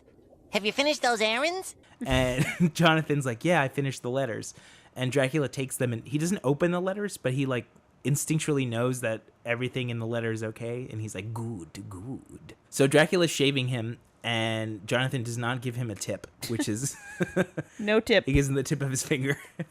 And then Dracula warns him that the rest of the castle that he shouldn't go into because it's very old and there's some bad memories there, which is so interesting that Dracula doesn't have control over his own castle. Like there's stuff that even he is like sort of not afraid to, but is warning him of because he knows that the rest of the castle will kill Jonathan, and he needs him for his like master plan. As he's shaving him, Dracula sees in the reflection of the razor that Jonathan is wearing a crucifix. This freaks Dracula out, and he's like, and like he backs away. And Jonathan's starting to get very angry because this is clearly not right, whatever's going on. And he hears these wolves outside that are howling, making him very uncomfortable. And Jonathan opens the window to his room, like wanting to escape, and he sees Dracula crawling on the walls outside, like scurrying around. Normal. So I think that's like the first time where he's kind of like, all right, something's going on here. It's a little bit crazy. Gonna have to go now. He's like, yeah. He's trying to leave with all his bags, and he's like, where are you going? And he's like, oh, I'm just gonna like go down to the train station, check the times, Yeah. I was just thinking, just to be out of your hair when the time comes. Or I just thought like maybe I'd go down to the gas station, get some ice. I noticed we were running pretty low on ice, so I'm really addicted to cigarettes. I think I'm going to go down and get some cigarettes. And he never came back. So Jonathan, refusing to obey Dracula's commands of not investigating the rest of the castle, takes a candle and he roams around the grounds. They have this great shot where there's like a truss, a beam that's going across the ceiling to hold it up. And there's like rats crawling along it upside down as Jonathan is like walking towards the camera. It's Rats very cool. Can't do that. It's Dracula's castle. Up is down and down is up. Because in about 10 seconds, you're going to find out why. Rats have sticky feet. They're like that sticky hand that you throw against the wall. Have you ever seen a rat? Yeah. They have sticky feet. That's true. That's how Pizza Rat was able to get the pizza up there, because he had sticky feet. Yeah. So Jonathan enters this room, and he finds a big chest of oils. And when he opens up the oil, it drips upward. Like he's holding it upside down, but it's dripping towards the ceiling. Is everything in the castle upside down? No, not everything, but it's like he's the only thing right side up. Mm-hmm. Everything else is backwards or, right. Undead, flipped, bizarro. Okay. So Johnny puts the oil back, and he hears this woman's voice beckoning him behind this like big satin curtain. Don't go. So Jonathan doesn't take your advice, and he peels back the curtain, and there's a big floor that looks like clouds, or it looks like sort of dry ice smoke, but it's actually a blanket. It's like a big satin blanket, and he sort of crawls into the bed and he lays down. This woman appears between his feet through like the fabric, almost like a hole opens up, and she appears, and then another woman appears next to him, laying next to him in the bed, and these traditionally have been called the brides of Dracula. They open up Jonathan's shirt to reveal like the crucifix. Like one of them hisses at it, and the crucifix like melts into like, looks like mercury. That kind of consistency. And they start to like touch him, and they start to like take his clothes off. I guess you would say like it's supposed to be like an erotic scene, because it's like a lot of moaning, and it's like shot very, very low light and things like that. And Jonathan is under this spell that they're putting him under, but he sort of knows it's wrong simply by like the pain that he's feeling. Yeah. And before it starts to get like out of hand, Dracula bursts into the room. He's like, get away from him. He's mine. There's a couple of effects in the movie that are a little bit cheesy, simply because of the technology that they were using to reproduce them. So when one of the brides flies off, they do like a fast motion thing, and it kind of looks a little cheesy. Mm-hmm. And she like crawls up the walls. Dracula's chastising everybody. The brides are complaining to him that they have no blood. And in exchange for them not to kill Jonathan, he gives them a baby, and they eat the baby in front of Jonathan. What the hell? Yeah. Where'd that baby come from? I don't know. Dracula's like, I have it right here. And then there's like a baby crying. And then he gives it to the brides, and they eat it. I should have never gone to BEW-dapest. Mina then receives Jonathan's letter that says, hey, I'm going to be away for a month. Mina's like, what's going on? Why would you be there for a month? That doesn't make any sense. Meanwhile, Jonathan still is writing in his journal. They're keeping him alive in the castle. He writes that these gypsies who work for Dracula are putting soil from beneath the castle's foundation into these boxes, and they're taking the boxes to be collected and to ship to London. He accidentally he's like sneaking around the castle, so we're seeing like the gypsies dig and putting it into the boxes, and Jonathan accidentally touches Dracula's coffin, and he comes out, and he's like, there's kind of a jump scare a little bit. Like the coffin opens, and he comes out, and he's like, and like screaming. Like, you rang. But he's wearing good evening. He's wearing his nightgown. When Dracula rises up out of the coffin, he has this like super ornate robe on that it's like diamond encrusted and it's like gold. That's his sleeping robe. Yeah. But it just made me think of like, it's like something that like somebody would wear like in concert.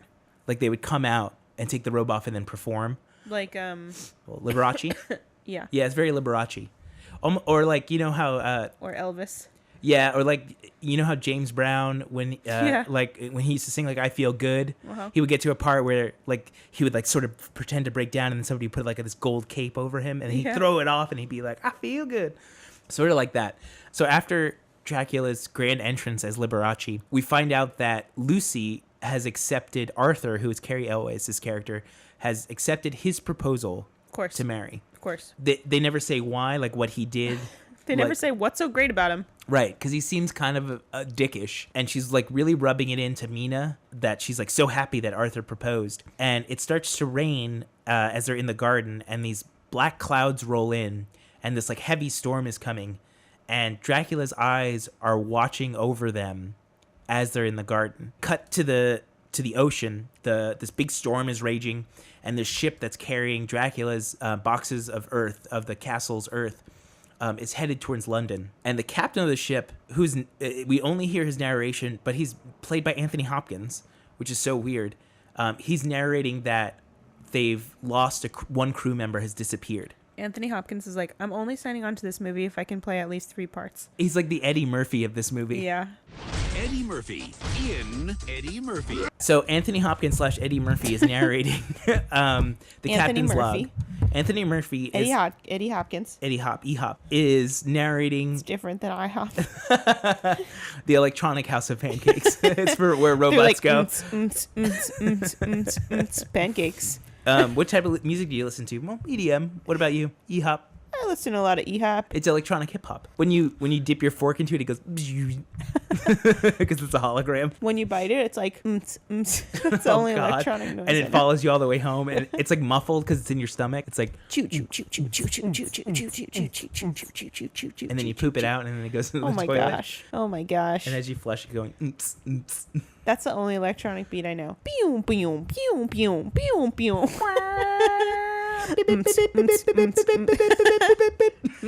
Nobody hire me to write beats, please. I don't think I can do it. The next day. So Anthony Hopkins, as we'll refer to him from now on because that's his name, Tony Hop, he's narrating as the captain, and he's like, one guy's disappeared, and then another journal entry is like, 3 crew members have disappeared, and I'm starting to get really worried. So as this is happening, the captain's reading like these logs that stretch for the course of the trip, but we keep cutting back to this single moment in time where Lucy and Mina are playing in the rain, and then they make out for some reason.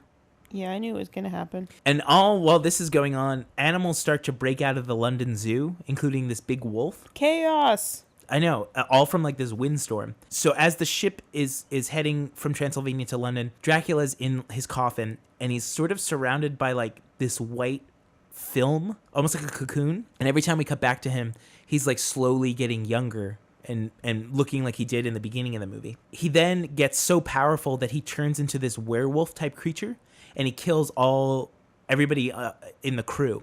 And they do this thing where like you see the sails of the ship, and like this guy screams, and there's like a whoosh kind of slashy sound, and then like blood splashes like all over the sails.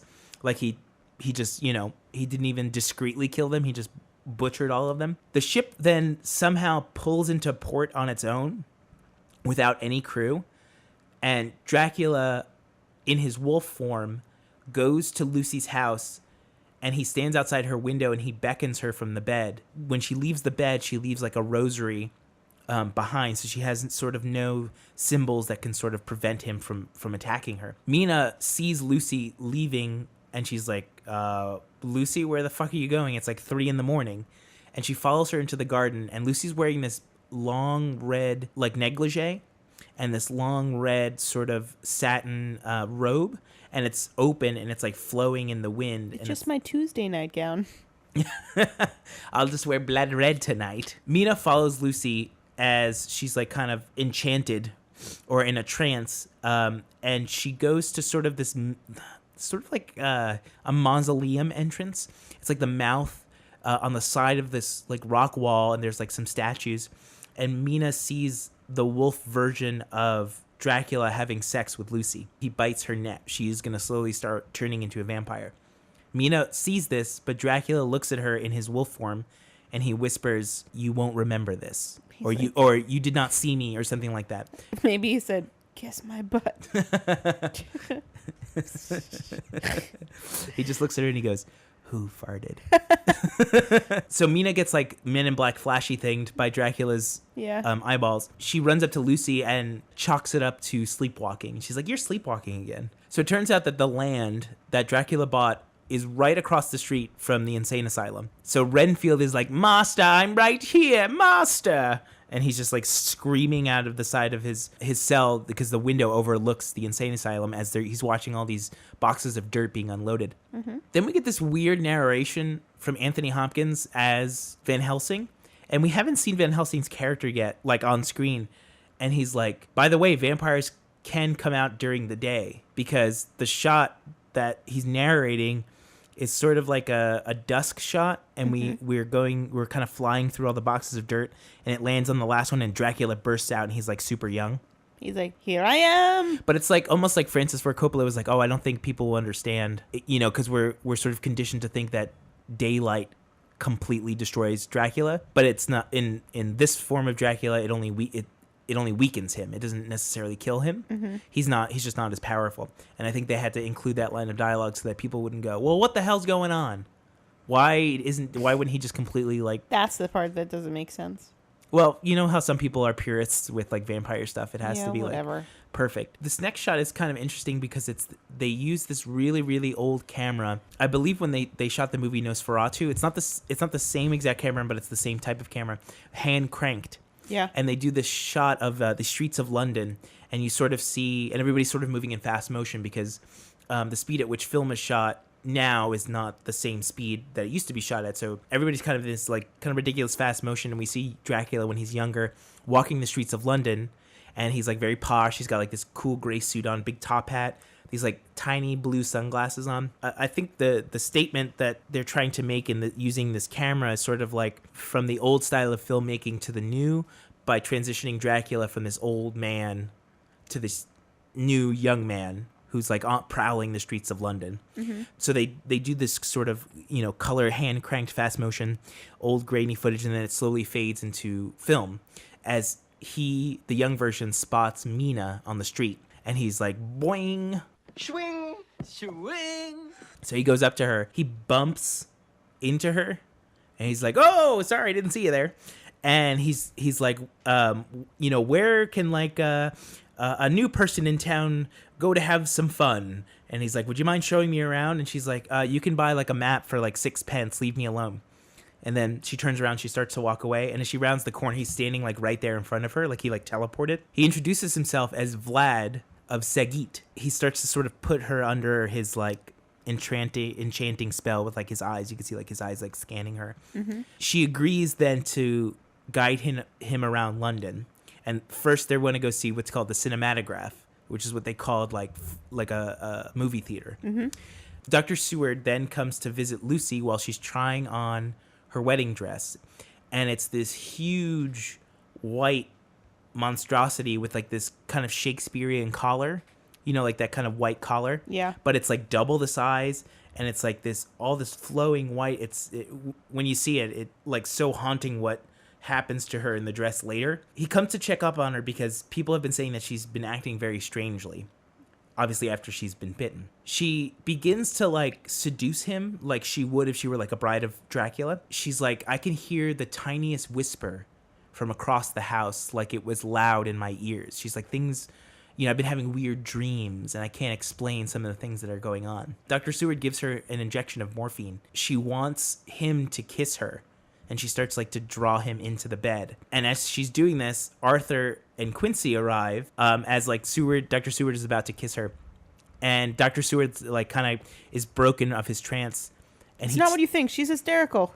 Yeah, she tried to take my pants off. Well, Dr. Seward says that she's mentally unstable and that, of course, that he's sent for Van Helsing because he knows about mysterious diseases, because Dr. Seward has like exhausted all the possibilities that he can know. Lucy starts to breathe very heavily, and she rips the collar at her neck, and then she reveals the bite marks in her neck for the first time. So like the audience the audience had a feeling that she was going to turn into a vampire, but this is sort of confirmation that it's happening. And then they do this cool kind of fade where the marks, the 2 teeth marks, fade into these eyes of a wolf, like these glowing eyes of a wolf. And then we cut to Dracula and Mina, and they're at the movie theater or the cinematograph. The movie they're watching is like sort of like a late 18th century porno.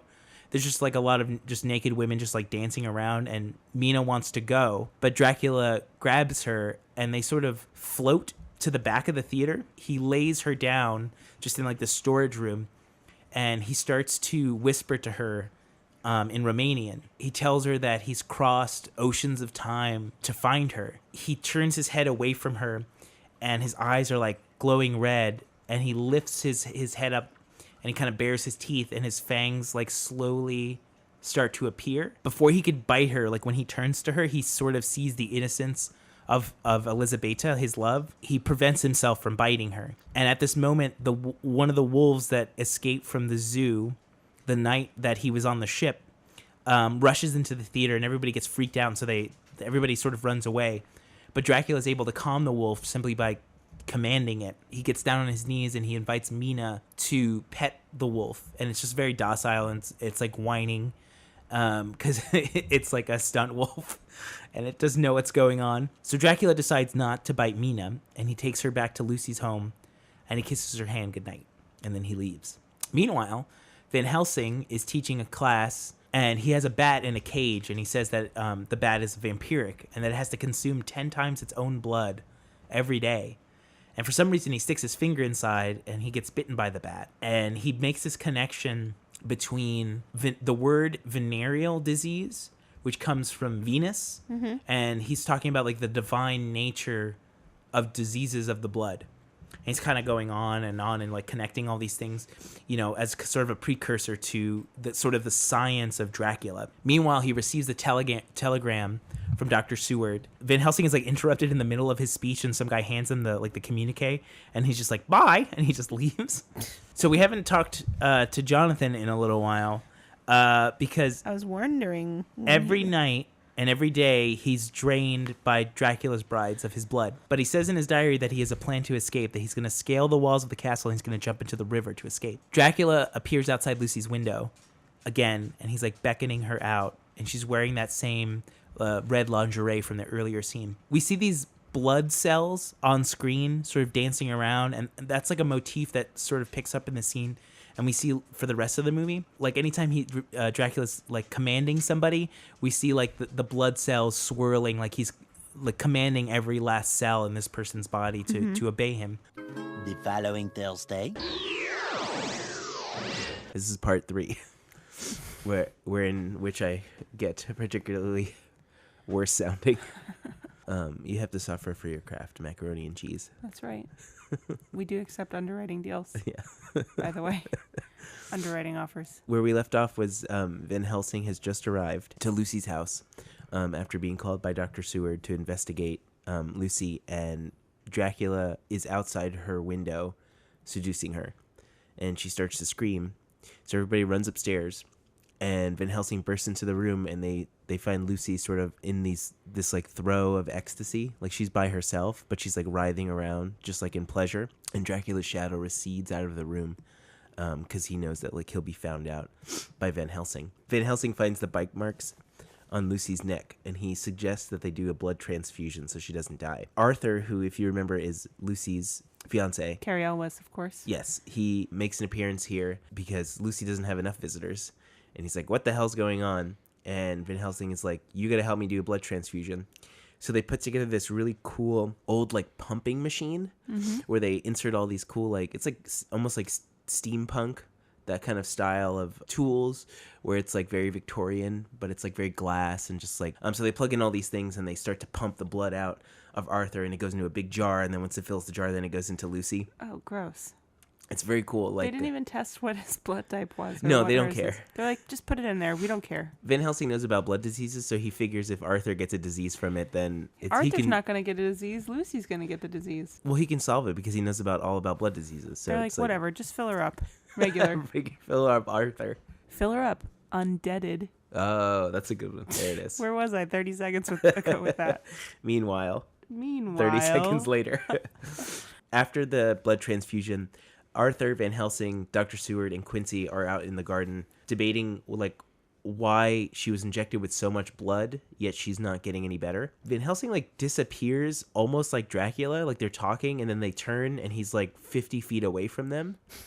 It's a very bizarre scene, almost like that Van Helsing is also sort of mystical in a way. Right. That, he's sort of so smart that he figures out everything instantly. I mean, he's like Buffy the Vampire Slayer. Yeah.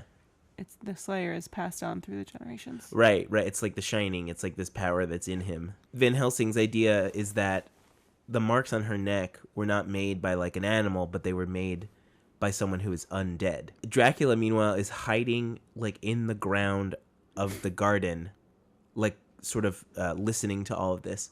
And his fangs are just like dripping with blood, like after he had sucked the blood out of Lucy. Mm-hmm. He's seducing Mina because he loves her, but he's draining Lucy just as like a vessel. He just needs her blood. Oh, okay. So he's kind of feeding on Lucy every night in order to seduce and entrap Mina. The next day, Mina is attending to Lucy and worrying about her because she's just so weak and nobody can really figure out what's going on. And Van Helsing hasn't told Mina yet what is going on with Lucy. I think he's either thinks that she can't handle it or has to be absolutely sure. Mina continues to see Dracula and they have a scene where she is drinking absinthe with him. Mm-hmm. He's controlling her mind. She's like, tell me about your homeland. And then he like mind connects with her. And then she describes like his castle in Romania like perfectly as if she had been there. And it's him, like putting these thoughts into her mind. So like we're seeing the method in which Dracula is trying to kind of poison her mind to ultimately take her away. Mm-hmm. Mina sees like a vision of Elizabeta and she doesn't know who she is. And she's like, oh, I saw like this sort of princess, person. Who is that? And Dracula tells her that, the real Elizabeta jumped into the river and killed herself. Does she recognize that Elizabeta looks exactly like her? Not from the way the movie is presenting it. You can tell that she understands that Dracula is like in a lot of pain because this woman that he loves, killed herself. Jonathan has escaped now from the castle. He's standing on this little ledge and it's like barely big enough for his feet to stand on. He's kind of shimmying across it and he jumps into the river that's surrounding the castle. And he stumbles through the forest and he ends up coming upon this convent. And one of the nuns, Sister Agnes, finds him and brings him inside. And she writes a note to Mina, a letter. To his mom.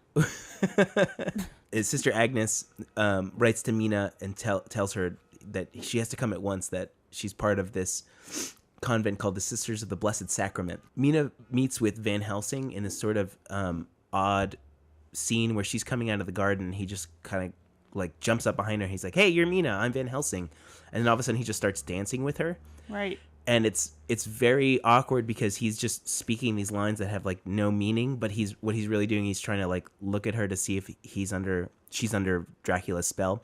He's like looking deep into her eyes and he's acting kind of creepy in a way, but like that's like his process for figuring out if she's been, seduced yet. Mina goes to check on Lucy. She gets accosted by Van Helsing. She's like, you're creepy and weird. I'm going to go see Lucy. And Lucy is like at death's door and she gives Mina her engagement ring and says, this is for you and Jonathan because I'm not going to make it. Arthur's like, hey, I wanted that back.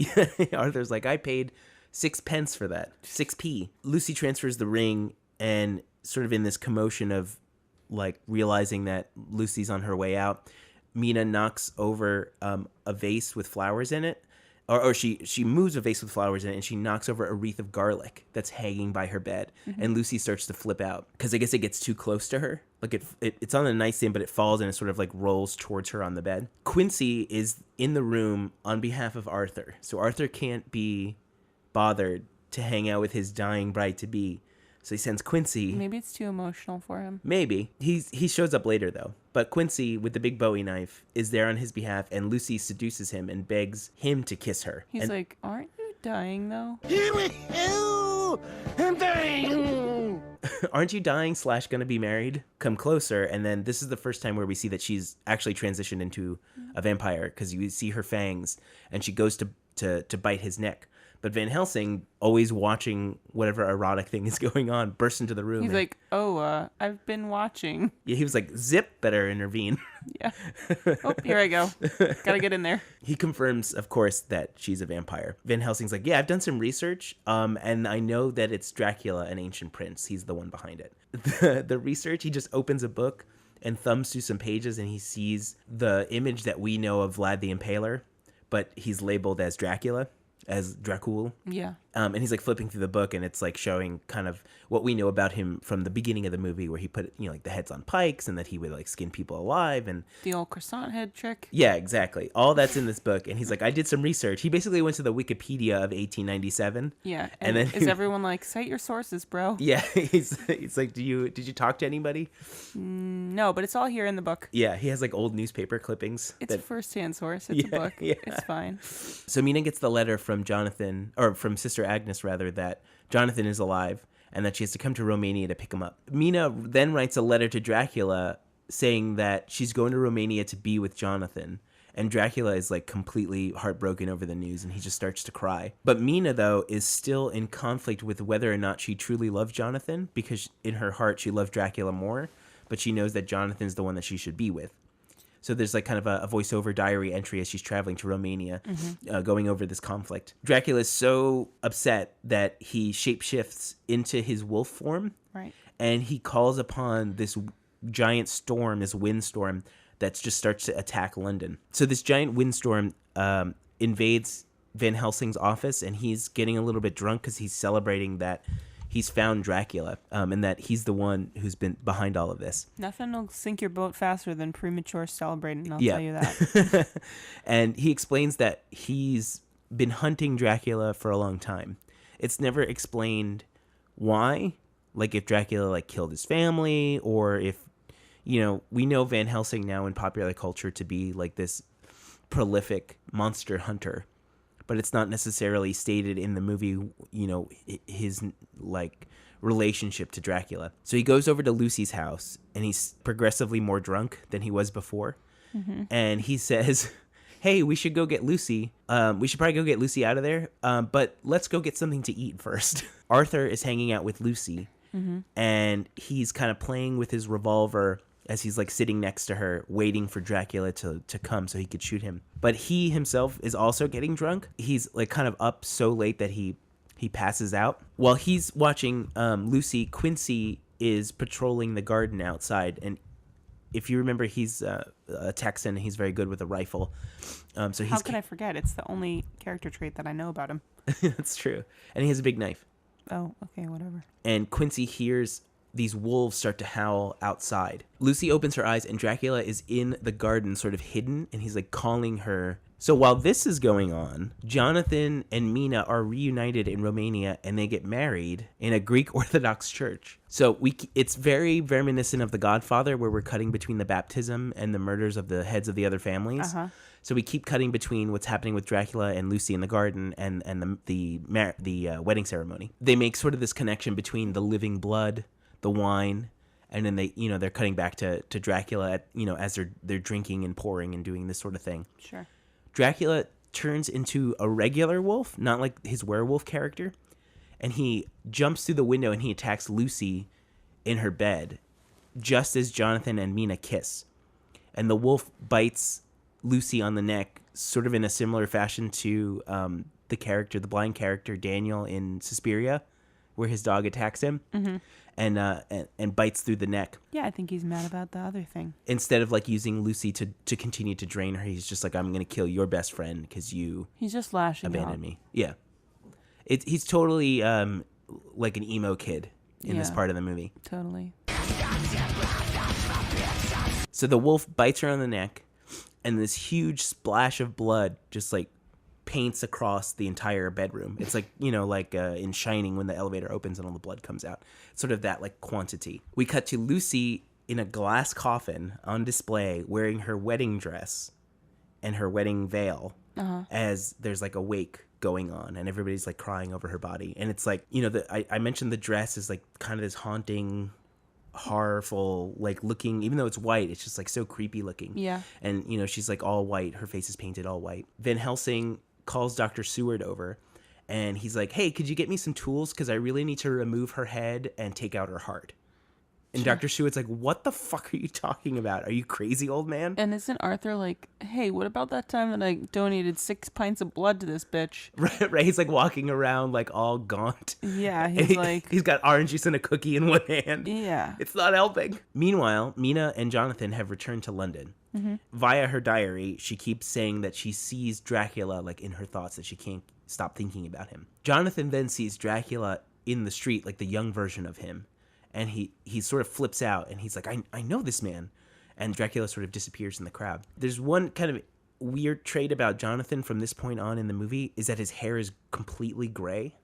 Do they explain why? No, but you have to assume that's because they drank most of his blood, and that they've drained him of some sort of property. It's kind of a cool effect. They don't really explain it, but you just have to assume that he's somehow... Isn't Mina like... She's like... I don't think this is what you looked like when I dropped you off. You look great. It's a good change. So Van Helsing, who can't get this notion of chopping off the head and taking the heart out, he enlists Dr. Seward, Arthur, and Quincy to break into Lucy's mausoleum. And they... Arthur agrees? Yes, Arthur agrees to this. Except... right before it happens, he's like, you're mad. This is insane. Van Helsing's like, she's undead, so chances are she's going to come back and she's going to try and kill us all. So they use these chisels to break open the marble coffin, and when they open it up, you see the glass coffin that she was in, but it's empty. And they start to hear this baby cry behind them.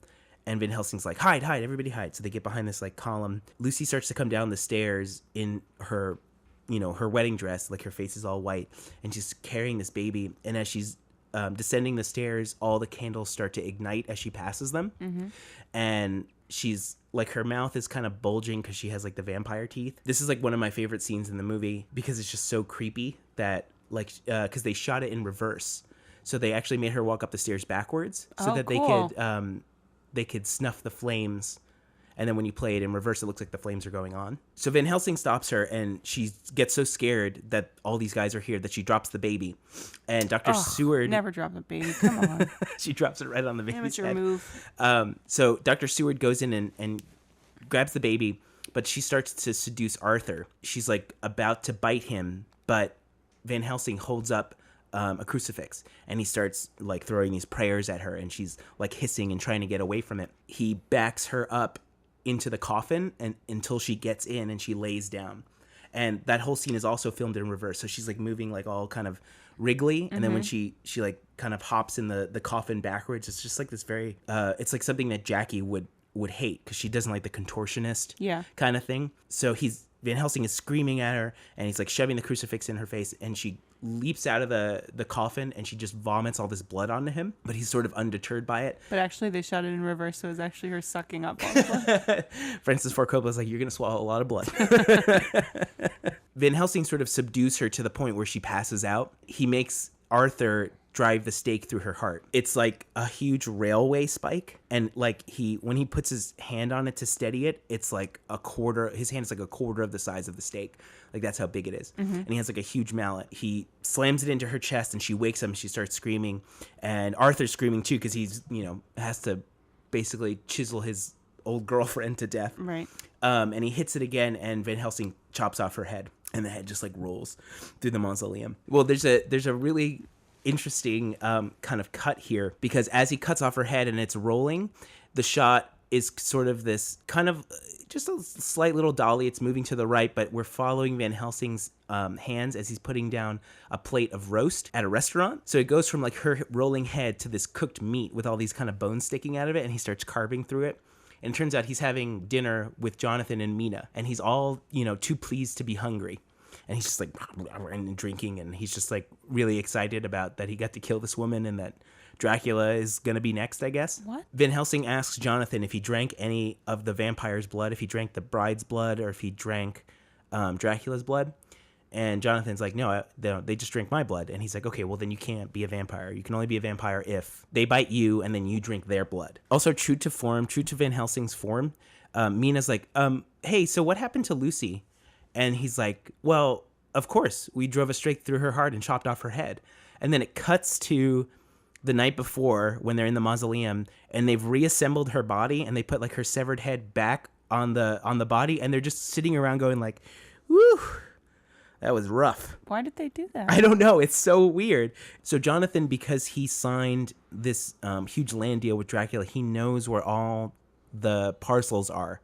And he says he knows where all the dirt is that he's keeping. So Dracula is basically like feeding and then resting in the dirt so that he can regain his energy. Van Helsing and Quincy and Arthur and Dr. Seward and Jonathan and Mina go on this quest to find all the remaining dirt piles. And what they do is they break open the boxes. Gotta get that dirt. Dirt McGirt. They break open the boxes and they put like a crucifix in it and they splash holy water over it and they basically consecrate it. It's like they're licking all of the candy. Yes. Yeah. Or like sticking like Dracula's toothbrush like in their butt crack. Yeah, in their butt crack. Yeah. Good one, babe. This tastes like a butt. They're like, oh, he's like, this tastes good. This tastes like a... Who changed my toothpaste? I like this. This tastes like a butt. So Dr. Seward takes Mina to the insane asylum, to his office, because he's like, you'll be safe here. And as the audience, you're like, no, she won't. Because immediately she has to talk to Renfield. Yeah. Because Renfield's like, hey, you're the one that Dracula loves. Oh, you. Renfield is a little pissed off because Dracula is not giving him immortality like he promised. So he warns Mina. He's like, Dracula is coming for you, and I'm jealous of you now because he's going to give you eternal life. So Mina hides out in Dr. Seward's office, which for some reason has a bed, and he goes back with the other guys to continue locating all the boxes of dirt. One of the areas where the boxes are is like right across from the insane asylum, and Dracula is hanging upside down in his like bat. He has like a bat form. It's like a creepy, like half man, half bat, and he's watching them destroy the boxes, and he like screeches and he starts to fly away instead of attacking them because he goes straight for the insane asylum because he knows Mina's in there. So he flies into the insane asylum, and Renfield's like, you didn't give me immortality, and then Dracula's like, yeah, and you promised. Well, Dracula's like, you betrayed me. You told Mina that I was gonna make her immortal. Well, only after you didn't make me immortal. Right, so he kills Renfield by slamming him up against the bars of the cell, and he breaks his neck. Like, his neck goes between the bars and it breaks. So I don't know if you knew this, but Dracula can take the form of a green mist as well. Didn't know. When Bram Stoker... What can't this guy do? I know, when Bram Stoker was writing this, he's like, he's invisible, and he can't see his shadow, and he lives forever. Bram Stoker, like... Wait, is it Stoker? No, Stoker. That's what I thought. Yeah. Except for I didn't think that a second ago because that's why I said Stroker. Well, that would be his ego that's is his really porn on. Name. Muffy, the vampire layer. Oh, that's a good one. There it is. That's it. That's the one. I'm Bam Stroker. We should copyright that before that becomes. It's probably already a thing. Many hours later, Dracula enters the hospital as this green mist, and he sneaks into Dr. Seward's office, and he appears as his younger version, and he makes Mina touch his chest, and she feels that he has no heartbeat. She's like, what are you? Because nobody's told her that he's a vampire. Because everybody's been just like protecting her from the facts. Right. This whole time. So she starts attacking him. Van Helsing must have mentioned that Dracula was the one that killed Lucy, because she's like, you killed Lucy, but for some reason she still loves him because she's still under his spell. Yeah, Lucy was not that great anyway. No, she's not a compelling character at all, except her death scene. That's the only interesting part about her. So Mina wants to be with Dracula, but Dracula tells her that in order to be with him, that she has to die first, because she'll have to spend an eternity with him. It's either like, what game does she want to play, the short game or the long game? Dracula ends up biting her neck and sucking out her blood, and then he cuts his chest and he makes her drink the blood that comes out of it. But Dracula's having second thoughts that he loves her too much to sort of condemn her to this life that he has to lead. She begs him, though, that she wants to be taken away from all the death that's around her, which doesn't make sense because only Lucy died. So this sort of convinces him like right away, and he's like, okay, you can drink my blood. And then he has like a weird orgasm as she drinks his blood. But all the men who are burning the boxes, they break into the room and they interrupt them. And Van Helsing flashes his crucifix, and it turns Dracula back into his like half bat, half human form. Dracula just screams and the crucifix catches on fire. So they start to shoot Dracula to knock him back. And he gets backed into this corner where there's very little light. And Van Helsing's like, get the light on him, get the light on him. So they put these torches up to him, and he turns into a huge pile of rats that are shaped like in his form, and they all fall to the ground and they scurry away. So Van Helsing figures out, based on Dracula's retreat, that Dracula is actually afraid of them.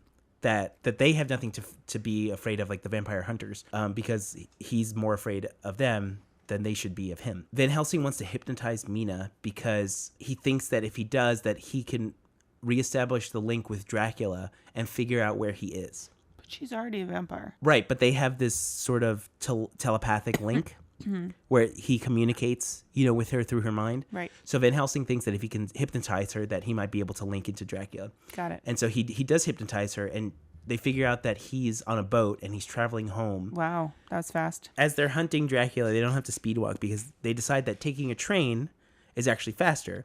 By the time he gets on his transition away from my tangent. Yeah, I know. I like to do that so we can get back to the story. Okay.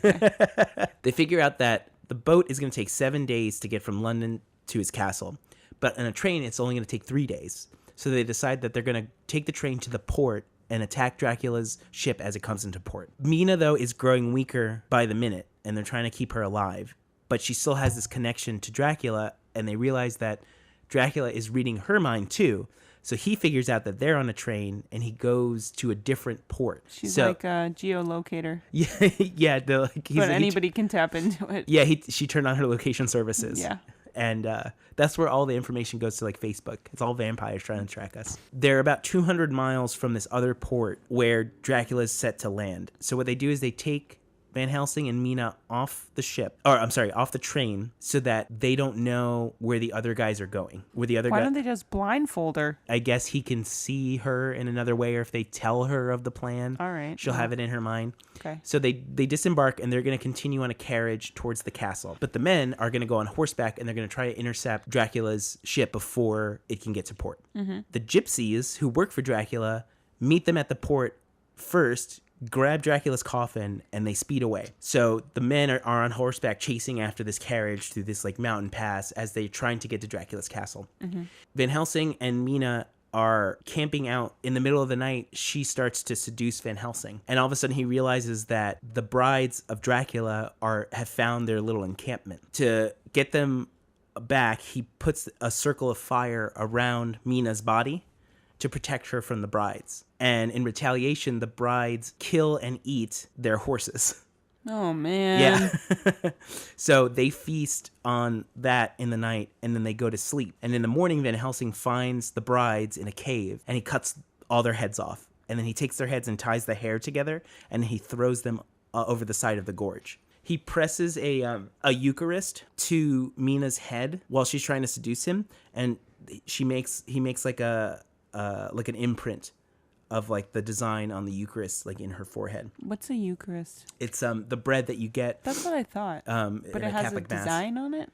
Yeah, usually most of them are blank, but everywhere that I've been to, they have like a little design. It's like either like a stalk of wheat, Mm-hmm. or it's like a cross or something like that. Now, where they are is that they were on their way to the castle, so they're pretty close, and they see in the morning through a pair of binoculars the gypsies on horseback carrying the coffin, and then they see Quincy and Arthur and Dr. Seward and Jonathan chasing after them. They're chasing after them, and there's like kind of this like fantastic chase scene where they're shooting as they're riding, and they keep picking off the gypsies, and they jump onto the carriage, and they're fighting them hand to hand and by sword, and they keep, like, one guy falls off the horse, and then he picks him up, and there's two guys on a horse, and they're riding after him.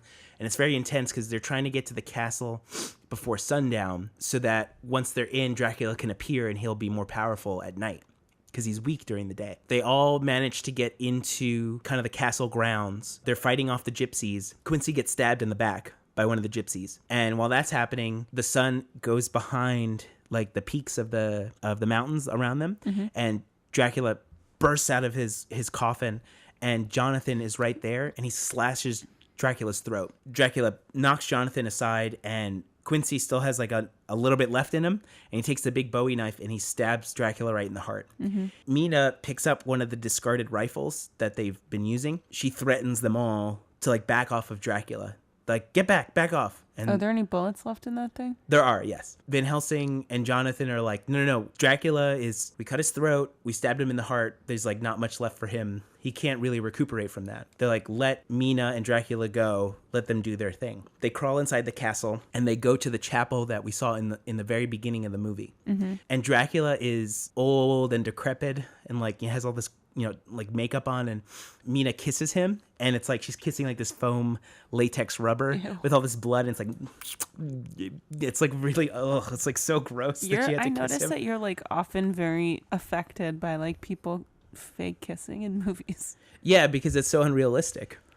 Yeah. It really bothers you though. Yeah, I know, because like they're supposed to be acting like, have they never kissed anybody before? They're supposed to be in love. Maybe you should open up Joey's kissing tutorial service. That's true. I just do YouTube videos. Old people react to kissing technique videos. Old people react to Joey kissing them. Videos. Excuse me, sir. Yes. I'm actually only okay with you kissing other people if it's old people for a YouTube video. Oh, okay. But not hot old people.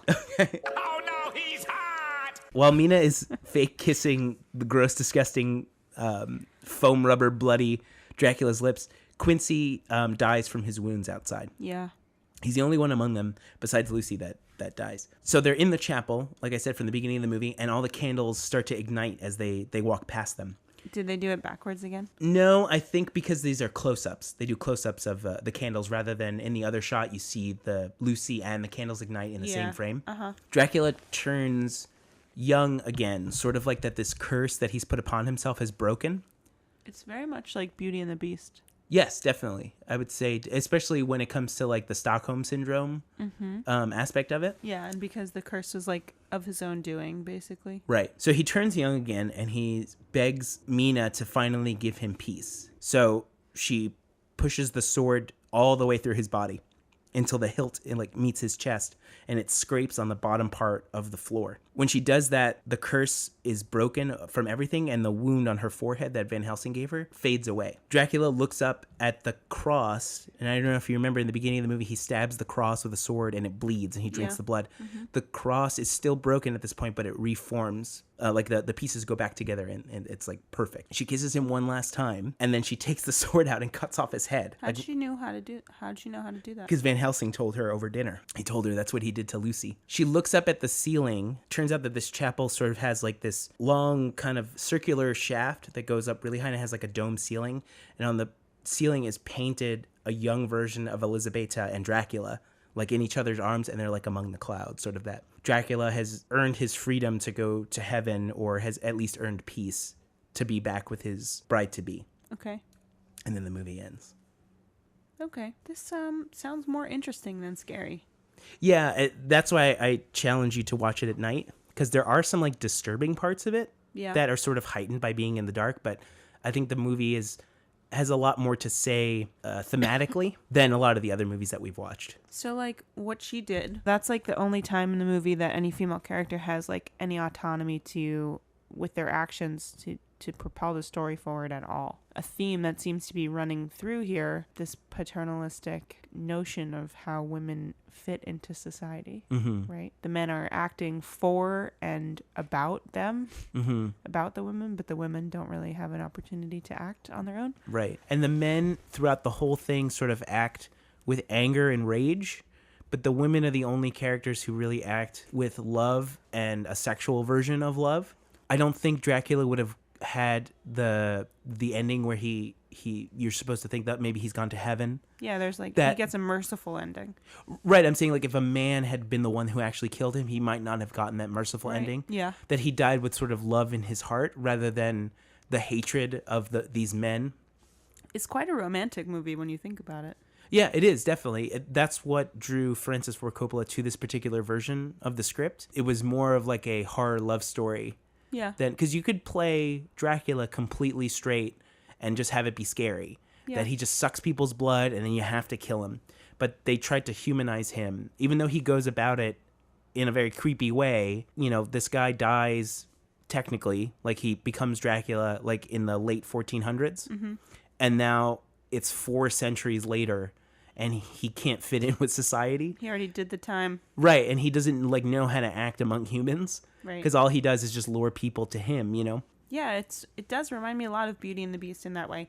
And Beauty and the Beast carries like similar themes of the opportunities for the female protagonist to be autonomous are so few and far between. Mm-hmm. It's true that Belle of like the Disney princesses is like considered the most intellectual and like the most autonomous in certain ways, but she's like fully acting within like a refined set of choices that are given to her by the circumstances. Mm-hmm. Same with Mina, right? She's like symbolic of mercy and love. Right. And like the ability to see past Mm-hmm. the exterior, but why is that her job? Like, that's not fair. Right. Why is that Belle's job either to be like, her role in the story is to be like symbolic of mercy and like unconditional love? Like, why? Right. Why is she the only one who can fulfill those prophecies and those properties? That's not cool. Well, also Mina's, you know, she's supposed to be assuming a virgin, and that's another quality. This sort of free from the horrors of, you know, lust and all that sort of stuff. And she loves Dracula more than she sort of lusts for him. Uh-huh. In a way, because Lucy's character is all about lust. You know, they're just the two different sides of that. Do you think that's why she's called Lucy? That's why they spell it Loosie. I was thinking more like Lucy is almost like writing lust. Oh, I thought you meant like Lucy, like she's no Lucy Goosey. Lucylust. I'm interested to watch this. Looking forward to it. I don't think you'll be scared. No, I don't think so either. I think it's particularly because I know like the director, and I know that he takes the visual storytelling seriously. I know it's going to be interesting. Right. Yeah. For everything that may be a little bit cheesy about it, the movie really holds you for the runtime. There's not a moment where you're like, ugh, all right, let's go already. It is also like one of the only scary movies that we've talked about where you empathize with the evil. Yes, definitely. So like, how could it be that scary? It can't. I don't think it's going to be that scary. It's a great movie to sort of study filmmaking, because it's just, when you watch it, you're like, somebody who really, really loves and has studied film, who's obsessed with it, made this movie. Yeah. And like we talked about, not a lot of movies are like that. When you watch it and you're kind of like, this is just a thing that I'm watching. And then sometimes you're like, this is like a labor of love. You know, the person directing this or making this crafted each moment to be very specific, and you can tell that in certain works. Well, I'm looking forward to it. Me too. This week we have 2 recipes. I actually have a third recipe that I'd like to propose. Okay, well, I'll tell you the ones that I came up with, and then you can tell me yours, because I already suggested these. I know, but I thought of one just now. Okay. That I think you'll really like. So the first one was a garlic cream cheese spread with roasted garlic. So if you have one of those garlic roasting pots, which we do. Yes, we do. We can throw some garlic in there, and there's some butter, and I think we can put, I think like it's chives or something. Yeah, chives or caramelized onions or whatever we want to do. This is sort of an open to interpretation kind of dip. It's super simple. There's like 3 or 4 ingredients, but it's a good way to kind of smoke out a vampire if you accidentally invite them into your home. Yeah. And if they survive that, like the guy in The Lost Boys, because he survives all the tests, the dad from the Gilmore Girls. Right. He survives all the tests. So if he wants dessert, you can make him a vampire smile cookie. Yeah. A cookie cut in half, some marshmallows, some red frosting, a couple of almonds that look like vampire teeth. You can please him so that he's too full to drink your blood. Yeah. But what's the third one? And can we replace any of the ones that I talked about? Well, I think it would just be a great compliment. Okay. Because it's more of a main dish. I think that the proper title for this is called 40 cloves of garlic soup. Oh, okay. But basically, it's just like a roasted garlic soup. Wow, kind of like a French onion, but just all garlic. Kind of, yeah. It's just garlic. So like some of the garlic you pre-roast ahead of time, and some of it you just like put in the soup. It's a lot of garlic, and then you use like some liquid, like chicken stock or something. You puree everything. It's really good. With a little side of garlic bread. A little Parmesan cheese and some garlic bread. Could we melt some cheese over it like you would a French onion? Well, actually, what this says to do is divide the grated cheese and put it in the bottom of the bowl and then ladle the soup on top of it. Oh, interesting. This recipe, I should also note, comes from one of my favorite cooking blogs, which is called Smitten Kitchen. Okay. So we'll have to link to them. Yeah, it's called 44 Clove Garlic Soup. Okay. We'll put that link in the description. Great. This is everybody's favorite part of the show, where I plug my books. I'm actually very proud to announce the release of my new novel, not the scary one, but a new one called Termination Dust. It's inspired by Jack London novels and the Old West portrayals of Alaska and Canada in the 18 and 1900s. It's available in Kindle and hardcover. It's actually my first hardcover book. You can get either version through my website, notyourplatypus.com. That's notyourplatypus.com. I'll also have links in our social media and in the description of this episode for you to buy the book. As always, you can also pick up a copy of my horror novel below by also going to notyourplatypus.com. How do we want to sign off? We got to come up with like a sign off. Oh my god. I feel really unprepared. Maybe we should just end it. Like, now. Now.